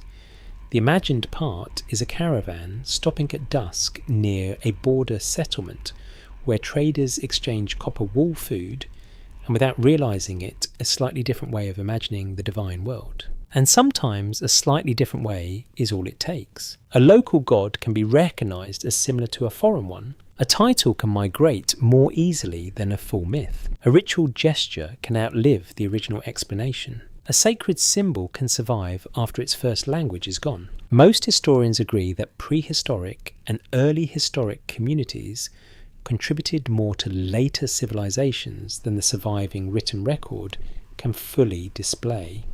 Archaeology suggests continuity in settlement patterns, subsistence symbolism, and cultic behaviour across very long durations, even when names and formal institutions change. One interpretation is that large state religions often preserve the emotional logic of much smaller communities. The empire gets the archive. The village may get the last laugh. A fringe idea proposes that all major ancient gods across the Near East are simply renamed versions of one original lost pantheon, known only to a vanished mother civilization. This theory isn't widely accepted, though it remains oddly durable because it promises the kind of tidy elegance history almost never provides. Let me rephrase that more carefully. Shared motifs may reflect exchange, adaptation, and parallel development without requiring one single master source behind them all. The mystery isn't in what we know, but in what we can't confirm. We're not proving anything tonight, we're following clues. And the clues keep pointing to scale. The bigger the civilization, the more selective the memory. The greater the archive, the easier it is to forget how many small places fed it. You can imagine ancient Mesopotamia as the great collector basin of a cultural floodplain. Stories pour in, symbols settle, rituals are standardized, gods are ranked, but the materials themselves may come from much older and much humbler origins. A careful reading might suggest that the Anunnaki belong to this basin-like process. They are not just the elite gods of famous cities. They may also be the final polished surface of older sacred sediments washed in from many directions. Scholars continue to debate how far those sediments can be traced with confidence. There's no full consensus. Some connections are strong and plausible. Others remain speculative. If the evidence is thin, we'll say so, but what's broadly accepted is that early Mesopotamian civilization grew in relation to a much larger world of neighbouring communities and inherited practices. That alone makes a strictly isolated origin for the Anunnaki feel unlikely. What if the story is pointing at something else? What if the question, who created the Anunnaki, is too singular for the kind of world that produced them? What if no one created them in one act because they emerged from accumulated reverence, regional exchange, local cult, environmental pressure, and the political needs of growing cities? That's a possibility, not a certainty. But it does fit the evidence better than one clean missing inventor hidden behind a curtain of broken tablets. So now, when you picture the gods before the gods, you no longer see only a lost heavenly family waiting to be rediscovered. You see unnamed communities at springs and marshes, highland shrines, village offerings, shared sky symbols, burial customs, old mothering powers, storm beings, ancestral fears, and all the little sacred gestures that empires later gathered into official religion. The great gods may wear crowns in the texts, but somewhere beneath those crowns is the dust of forgotten roads. Once kings entered the story in earnest, the gods stop being only mysterious and become useful. Not in a cynical way, at least not always, more in the deeply human way that power likes company, and company looks much better when it arrives wrapped in cosmic approval. Most historians agree that Mesopotamian rulers tied kingship closely to divine order, divine favour and divine ancestry. Archaeology suggests that royal inscriptions, hymns, myths, and ceremonial practices often present rulers as chosen by the gods, beloved of the gods, or acting in partnership with the sacred world. One interpretation is that older creator figures and older sacred patterns were folded into royal ideology as states became more organised. And what if political memory preserved a shadow of something genuinely ancient? You can feel that shift the moment you walk into a royal inscription. the tone changes. Suddenly, everything is very official, very chosen, very blessed, and very convinced that the current ruler is exactly the sort of person the cosmos had in mind all along. The king digs canals, builds temples, defeats enemies, restores cults, feeds the people, and receives divine legitimacy in language polished smoother than riverstone. What's broadly accepted is that kingship in Mesopotamia is not imagined as merely human administration. It is embedded in sacred order. The evidence we do have points to a world in which political authority and divine hierarchy constantly reinforce one another. If heaven has ranks, earth should have ranks too. Convenient, yes. Effective also, yes. And once that happens, myths begin doing double duty. They explain the cosmos, but they also stabilise society. They place cities inside sacred history. They connect rulers to ancient legitimacy. They make current institutions feel inevitable, which is one of power's favourite tricks across all centuries. A careful reading might suggest that the divine world preserved in major texts is partly shaped by that need for legitimacy. That's a possibility, not a certainty. But if the Anunnaki and other high gods become central within a grand, ordered cosmos, it makes sense that kings and priesthoods would favour those versions of the sacred past that best support order in the present. Historians still argue whether certain Mesopotamian myths were primarily expressions of inherited religious belief, or whether they were significantly sharpened by elite political and temple agendas. That debate matters because it affects how you hear the voices inside the texts. Are you hearing old, sacred memory speaking through royal form, or royal form reshaping sacred memory until the old voice becomes difficult to distinguish? A more cautious explanation could be that both are happening at once. The myths are not fake. The rulers are not inventing religion from nothing. But inherited material may be arranged so that divine origins flow neatly toward the institutions currently holding power. That process can preserve old things even while disguising them. A flood memory survives, but now it justifies royal restoration. A creator figure survives, but now within an ordered pantheon that mirrors the political hierarchy of the city-state or empire. A sacred genealogy survives, but now with greater emphasis on the gods most useful to kingship and temple order. One interpretation is that if there were gods before the gods, they might survive in royal myth, not as visible original rulers, but as shadows embedded inside stories of creation, flood inheritance, and divine succession. If we treat it as a possibility rather than a conclusion, then political memory may preserve ancient religious material, the way a rebuilt temple preserves older foundations, partly visible, mostly buried, still load-bearing. Some parts are documented, some are interpretation, and some are gentle imagination. The documented part is that Mesopotamian kings use religious language and temple association to frame their authority. The interpretive part is estimating how much older sacred material was folded into those frameworks.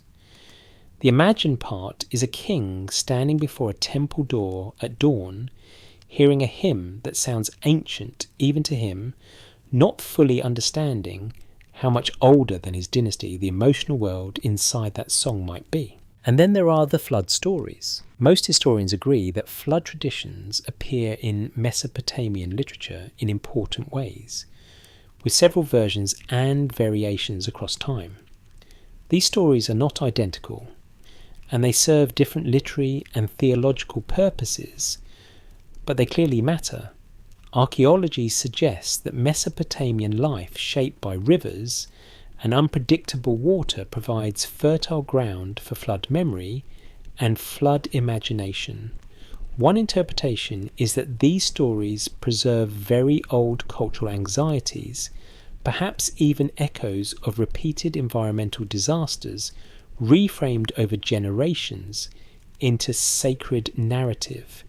That does not prove one original event behind every version. This is suggestive, not conclusive, but it raises the possibility that royal and literary traditions kept older communal fears alive under official theological language. A fringe idea proposes that flood myths preserve a literal account of a lost global civilization whose surviving gods later became the Anunnaki. This theory isn't widely accepted, though it continues to float serenely through modern storytelling like driftwood that refuses to sink. Let me rephrase that more carefully. Flood traditions likely combine environmental memory, theological reflection, and literary shaping without requiring one totalizing hidden civilization behind them. The mystery isn't in what we know, but in what we can't confirm. Still, memory loves catastrophe, and power loves memory. So when rulers, priests, and scribes inherit ancient fears of flood death and instability, they often set them inside narratives where divine order triumphs, is restored, or is mediated through legitimate authority. Kings build after chaos, temples stand after disaster. The gods choose, judge, spare, or punish. What's broadly accepted is that these stories help societies interpret vulnerability while reinforcing sacred structure. One interpretation is that the Anunnaki, or the divine world around them, gain prestige partly because they embody cosmic legitimacy in a world constantly threatened by disorder, which makes the question of origins even trickier. Because once a divine category becomes politically useful, it tends to look older, cleaner, and more inevitable than it really was. Scholars continue to debate how much Mesopotamian royal ideology shaped the presentation of divine hierarchy across different eras. There's no full consensus, but the evidence we do have points to an intimate relationship between sacred order and political order. That means the final polished image of the gods may tell you as much about statecraft as about beginnings. What if the story is pointing at something else? What if the gods, before the gods, survive? Not as forgotten names, but as pressure points in the myths rulers keep retelling: the flood no king controls, the waters before order, the oldest sacred place beneath the rebuilt temple, the ancestral authority no dynasty can quite manufacture from scratch. That's a possibility, not a certainty, but it fits the strange persistence of deep themes within changing systems of power. So here, among kings, flood memory, and temple rhetoric, you learn a useful bedtime lesson. The oldest things in religion are not always the things placed first in official stories. Sometimes they are the things a story has to keep explaining, revisiting, or quietly absorbing so that the present can feel anchored. The crown shines in the text, but underneath it, older waters still move. By this point, the broken tablets have become almost characters in their own right. Not heroic characters exactly, more like those infuriatingly calm people in mysteries who clearly know something but insist on revealing it one syllable at a time while everyone else grows older around them. Most historians agree that our knowledge of Mesopotamian religion depends heavily on fragmentary archives, damaged texts, partial copies, and uneven patterns of survival. Archaeology suggests that what remains is astonishingly rich, but also profoundly incomplete. One interpretation is that the missing pieces have encouraged generations of readers to imagine more certainty than the evidence can actually carry. And what if the truest part of the mystery is the space left blank by broken clay? That blank space deserves respect, because absence has shaped this whole story from the beginning. You are not standing in front of a complete ancient library with labelled shelves, perfect chronology, and a kind clerk pointing you toward Origins of the Anunnaki Definitive Edition, second aisle on the left. You are standing in a landscape of survival by accident. A temple archive burns, but some tablets bake hard enough in the fire to endure. A city falls, but part of its debris protects a text from weather. A scribe copies one composition because it is useful in school, while another disappears because no one in power cares enough to preserve it. The evidence we do have points to selection, luck and loss working together at every stage. And loss is not neutral. What's broadly accepted is that ancient archives do not preserve all parts of life equally. Elite texts often survive better than ordinary speech. Formal liturgies outlast casual ritual. Major cult centres leave more evidence than small local shrines. Palace and temple concerns appear in the record with a force that can make the past seem tidier than it really was. One interpretation is that the Anunnaki, as they survive in literary tradition, may reflect the priorities of the surviving archive more than the totality of lived religion. That's a possibility, not a certainty. But it matters because once a category of gods fits elite theology well, it is more likely to remain visible. Meanwhile, everything less standardized begins slipping into the dark. A local divine title, a household prayer, a village story about a spring or a burial mound, a regional ritual never copied into a scribal curriculum, a half-remembered explanation for why one old place still receives offerings. If the evidence is thin, we'll say so. And here, the evidence for many of those things is very thin indeed. That does not make them unreal, it makes them vulnerable to historical disappearance. Historians still argue whether the gaps in Mesopotamian religious evidence hide large lost systems of belief, or whether the surviving record, though incomplete, still captures the major outlines reliably enough.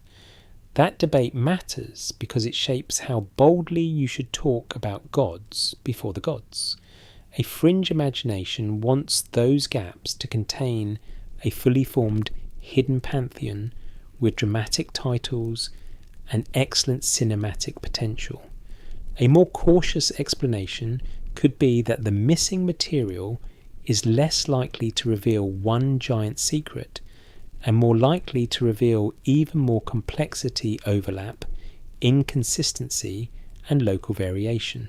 Which honestly is how real religion tends to work. Messy, layered, contradictory, deeply sincere, and only occasionally interested in making future researchers comfortable. Some parts are documented, some are interpretation, and some are gentle imagination.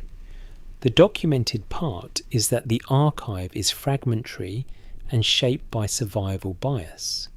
The interpretive part is deciding how much those gaps distort the picture of divine origins.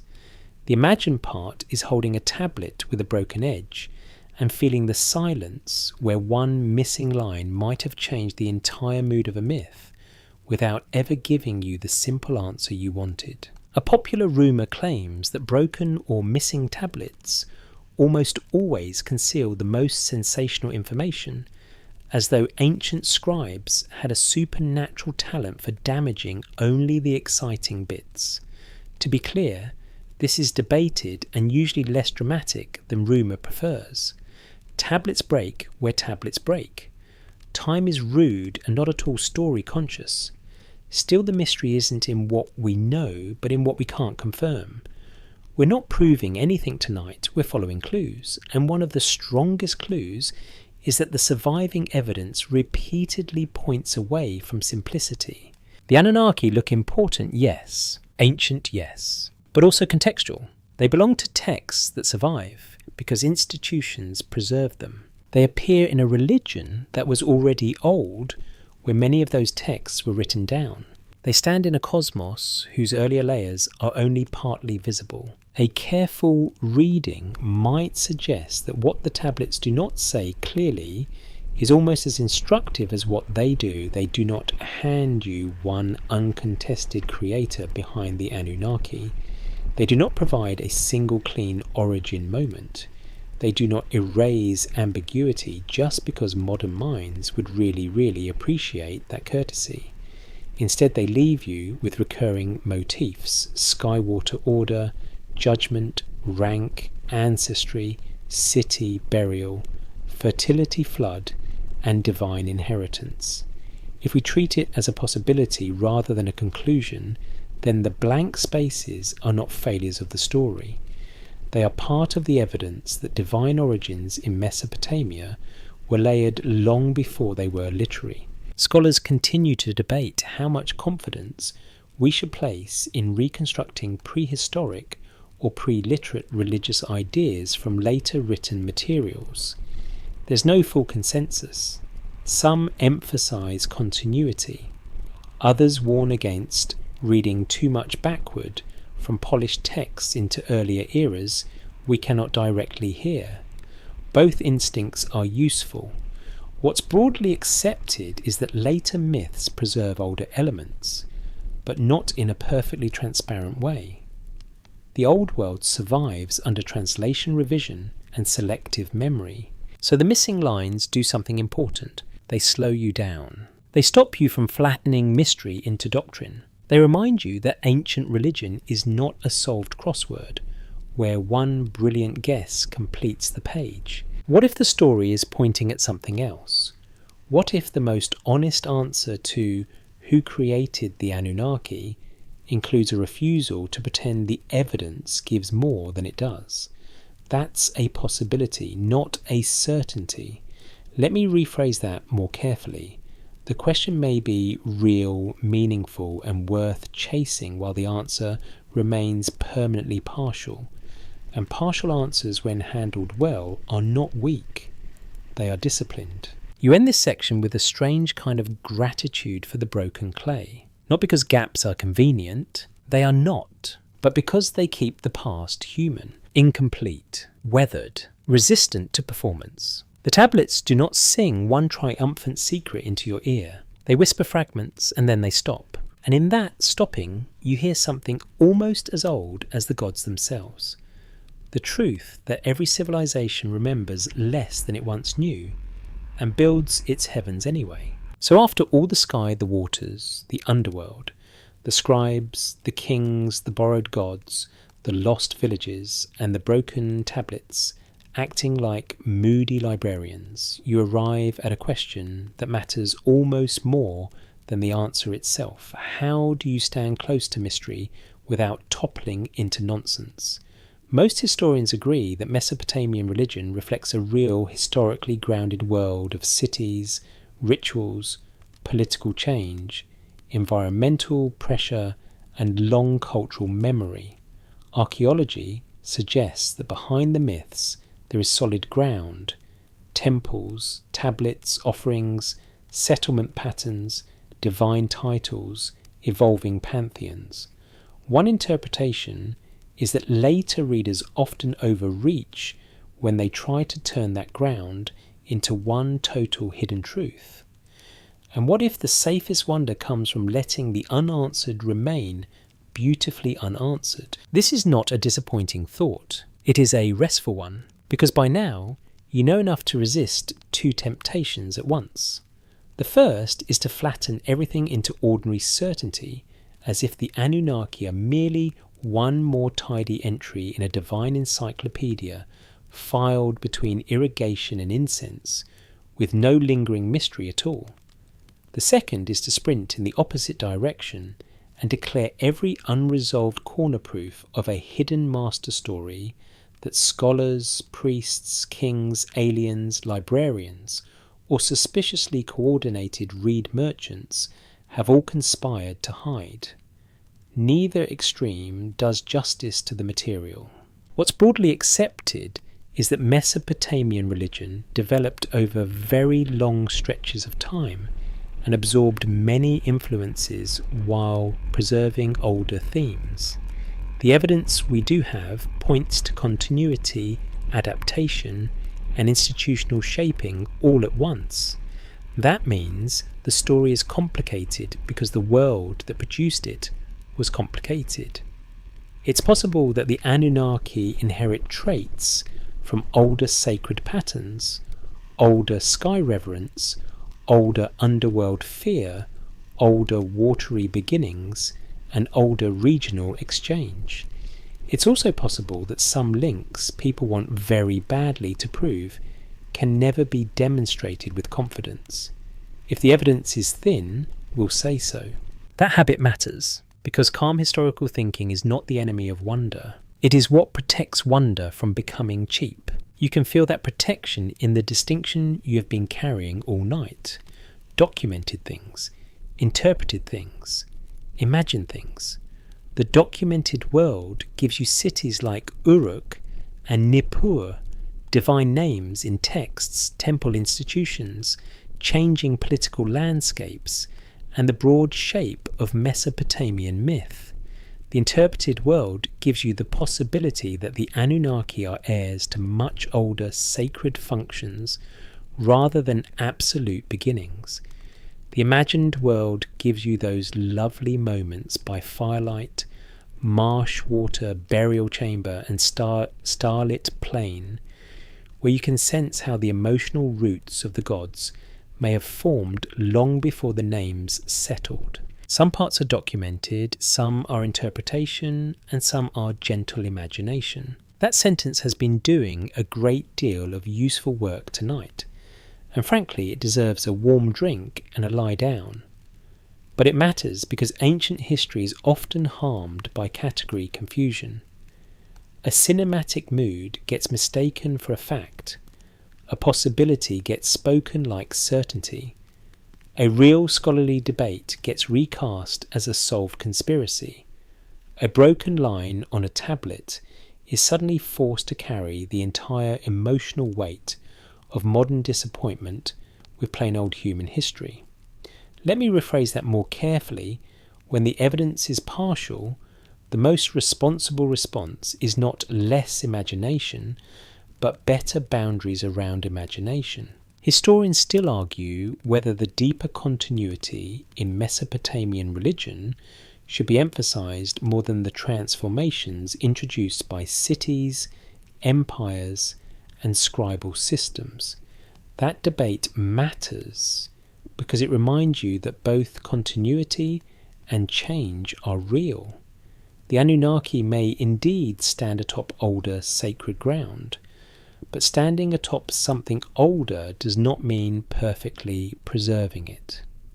A more cautious explanation could be that later religion reuses ancient materials the way builders reuse stone blocks from older walls. The old shape remains inside the new one, but not unchanged. And that image gives you a way to breathe. You do not have to choose between solid ground and mist. You can keep them separate and still enjoy both. The solid ground says that the Anunnaki belong to the Mesopotamian religious world as high-ranking deities whose roles shift across time and text. Most historians agree on that much in broad terms.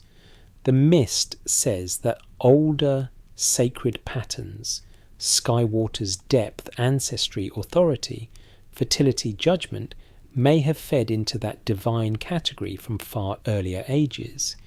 One interpretation is that asking who created the Anunnaki is really another way of asking which layers of human experience became formal gods once cities learnt how to write heaven down. A fringe idea proposes that every unanswered question should be solved by the most dramatic available explanation, preferably one involving a hidden civilization with suspiciously advanced architecture and excellent public relations.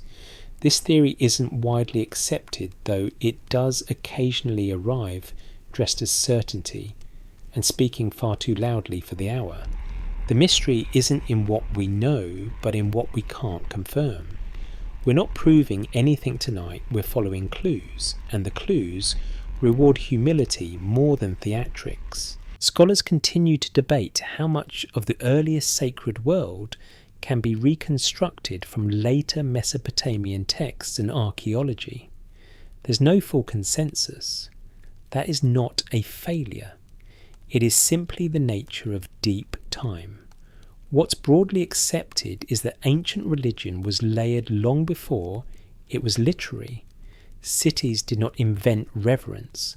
Scribes did not invent awe. Kings did not invent sacred order. They inherited, arranged, magnified, and sometimes disguised what was already there.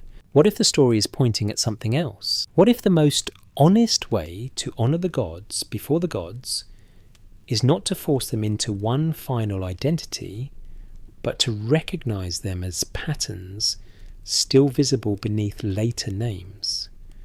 A sky that already felt sovereign before Anu, waters that already felt generative before formal creator figures, burial and ancestral fear before underworld judges, sacred places and local powers before imperial theology smoothed the map.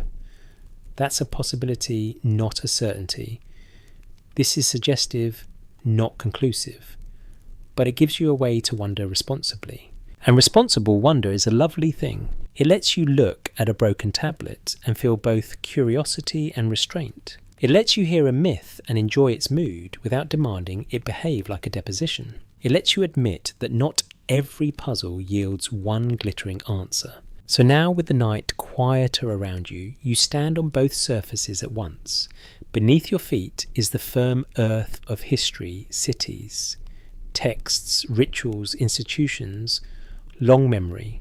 Around you is the softer air of interpretation, inherited patterns, obscured beginnings, unanswered origins, the possibility that later gods are wearing older masks.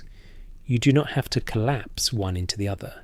You just have to keep the solid ground separate from the mist. And in doing so, you may come closer to the ancient world than certainty ever could. And so at last you return to the question that has been waiting patiently beneath every section like a small lamp left burning in another room. Who created the Anunnaki? Most historians agree that the safest answer is not a single forgotten name. The Anunnaki belong to a long-evolving Mesopotamian tradition shaped by cities, temples, scribes, political change, inherited symbols, and the stubborn continuity of human awe. Archaeology suggests that by the time they appear clearly in written tradition, they are already part of a mature sacred world. One interpretation is that they may have inherited traits from far older sacred patterns: sky reverence, watery beginnings, underworld, seriousness, ancestral memory, divine hierarchy, and regional exchange. And what if the first creators were never fully erased, only sleeping beneath every name that followed? That is where the whole journey settles. Not on a throne, not in a revelation, but in a layered answer. If you ask the question too sharply, it resists you. If you ask it gently, it begins to answer. The Anunnaki may not have been created in one moment by one prior god, one lost race, or one missing civilization waiting backstage for a dramatic cue. A more cautious explanation could be that they emerged the way ancient worlds emerge by accumulation. That's a possibility, not a certainty, but it fits everything you have seen. The sky was sacred before sky kings. Waters were sacred before formal creator beings. The dead mattered before underworld judges had polished offices. Sacred places mattered before priesthoods gave them system and rank. The great gods, in that sense, may have arrived late to their own mystery. You can feel how old that makes them, and how not quite original, like a final architecture raised on older ground, like a temple built where offerings had long been left in simpler forms, like a hymn whose melody was already ancient before the words became official. What's broadly accepted is that Mesopotamian religion preserves both continuity and change. The evidence we do have points to the Anunnaki as real figures in that tradition, but not as the unquestioned first cause behind everything modern imagination sometimes wants them to be. Historians still argue whether their earliest meaning was as a distinct divine family tied closely to Anu, or as a more flexible category of high gods later standardized by theology. That debate matters because it reinforces the central lesson of tonight's journey. The divine world of Mesopotamia was built, rebuilt, inherited, translated and arranged over a very long time. Some parts are documented, some are interpretation, and some are gentle imagination. The documented part is that the Anunnaki belong to Mesopotamian myth and theology as an important group of deities whose role shifts across texts and eras. The interpretive part is that their authority may rest on much older sacred structures beneath the literary surface. The imagined part is the quietest and perhaps the loveliest, that somewhere in the oldest nights, long before tablets, long before dynasties, people stood beneath stars or beside dark water and felt the first raw shapes of reverence gathering, not yet named, not yet ranked, already real. A fringe idea proposes that if the Anunnaki were not first, then there must be one spectacular hidden pantheon behind them that will someday solve every ancient question at once. This theory isn't widely accepted, and frankly, it promises the sort of neatness history rarely provides. Let me rephrase that more carefully. The gods before the gods may not have been a secret caste of forgotten super beings. They may have been older sacred conditions, patterns of fear, order, fertility, ancestry, and cosmic dependence from which named gods gradually formed. The mystery isn't in what we know, but in what we can't confirm. We're not proving anything tonight, we're following clues. And the clues have led somewhere calmer than revelation. They have led to inheritance, to layering, to memory that survives even when names do not. Scholars continue to debate how much of prehistoric or pre-literate sacred life can be recovered from later Mesopotamian myths. There's no full consensus. If the evidence is thin, we'll say so. But what's broadly accepted is that later religion did not spring from nowhere. It rested on older habits of wonder. That means the Anunnaki, for all their grandeur, may be heirs more than originators. They may stand where earlier sacred forms once stood in looser, dimmer, more elemental ways. What if the story is pointing at something else? What if the real answer is not someone created the Anunnaki, but many generations slowly assembled the conditions in which the Anunnaki could exist? Skywatchers, river people, burial keepers, village worshippers, temple singers, scribes, priests, kings, conquered cities, neighbouring cultures, the old emotional logic of awe itself. If we treat it as a possibility rather than a conclusion, then the Anunnaki are the polished summit of a mountain made by countless forgotten hands. And perhaps that is more beautiful than a single hidden inventor, because it means the deepest creator in this story may be human reverence meeting an overwhelming world. Not inventing the sacred, but organising it, naming it, lifting it into stories sturdy enough to survive in clay. So now the pace softens, the clay cools in your hands, the temple lamps burn lower, the reeds by the water no longer rustle with questions so much as with memory. You do not need one final dramatic answer. You only need to see the outline clearly enough to rest beside it. The Anunnaki belong to history, yes. They belong to myth, yes. But they also belong to that old human threshold where fear becomes pattern, pattern becomes symbol, symbol becomes God, and God becomes traditions. And beneath tradition, older things remain. Older than names. Older than cities. Older perhaps than heaven as a throne. Most historians agree that ancient Mesopotamia gave the world one of its earliest great written religious landscapes. One interpretation is that beneath that landscape lies an even older terrain, only partly visible now, where the first sacred powers were not yet divine nobles, but sky depth, birth, judgment, and return. That's a possibility, not a certainty, but it is enough. Enough to keep the mystery alive without forcing it. Enough to let the old world stay old. Enough to say with care that the gods before the gods may never have disappeared entirely. They may still be there sleeping under every later title, like buried foundations beneath a rebuilt wall. And now as the night thins and the mind begins to loosen its grip, you let the question drift a little farther away. You picture the plain again, but softer this time. No royal inscription, no grand debate, just the land before sunrise, a pale wash of silver over water and mud, a horizon barely separating earth from sky. Somewhere a bird stirs in the reeds. Somewhere a low fire gives off its last warmth. Somewhere in a settlement too old to have left its name. A person looks upward or downward or out across the marsh and feels that ancient sensation without needing to define it, that the world is full of power and that power was here before you.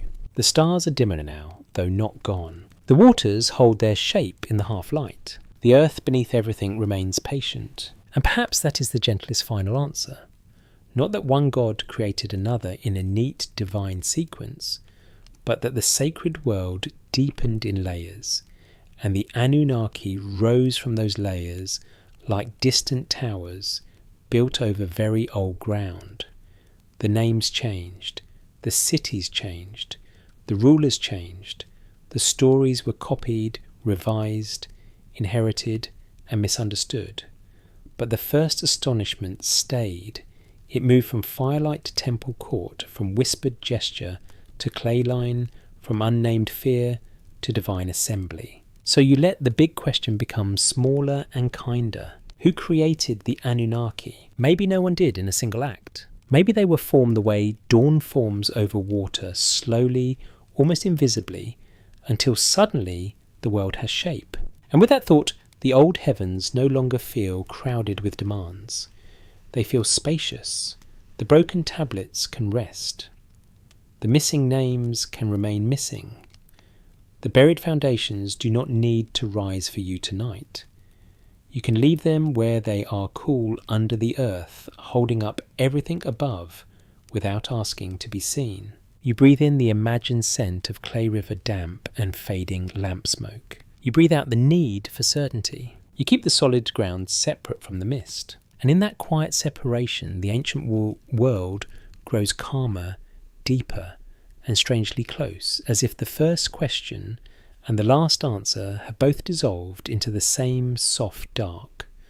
The sense that long before the gods were named, the sacred was already waiting.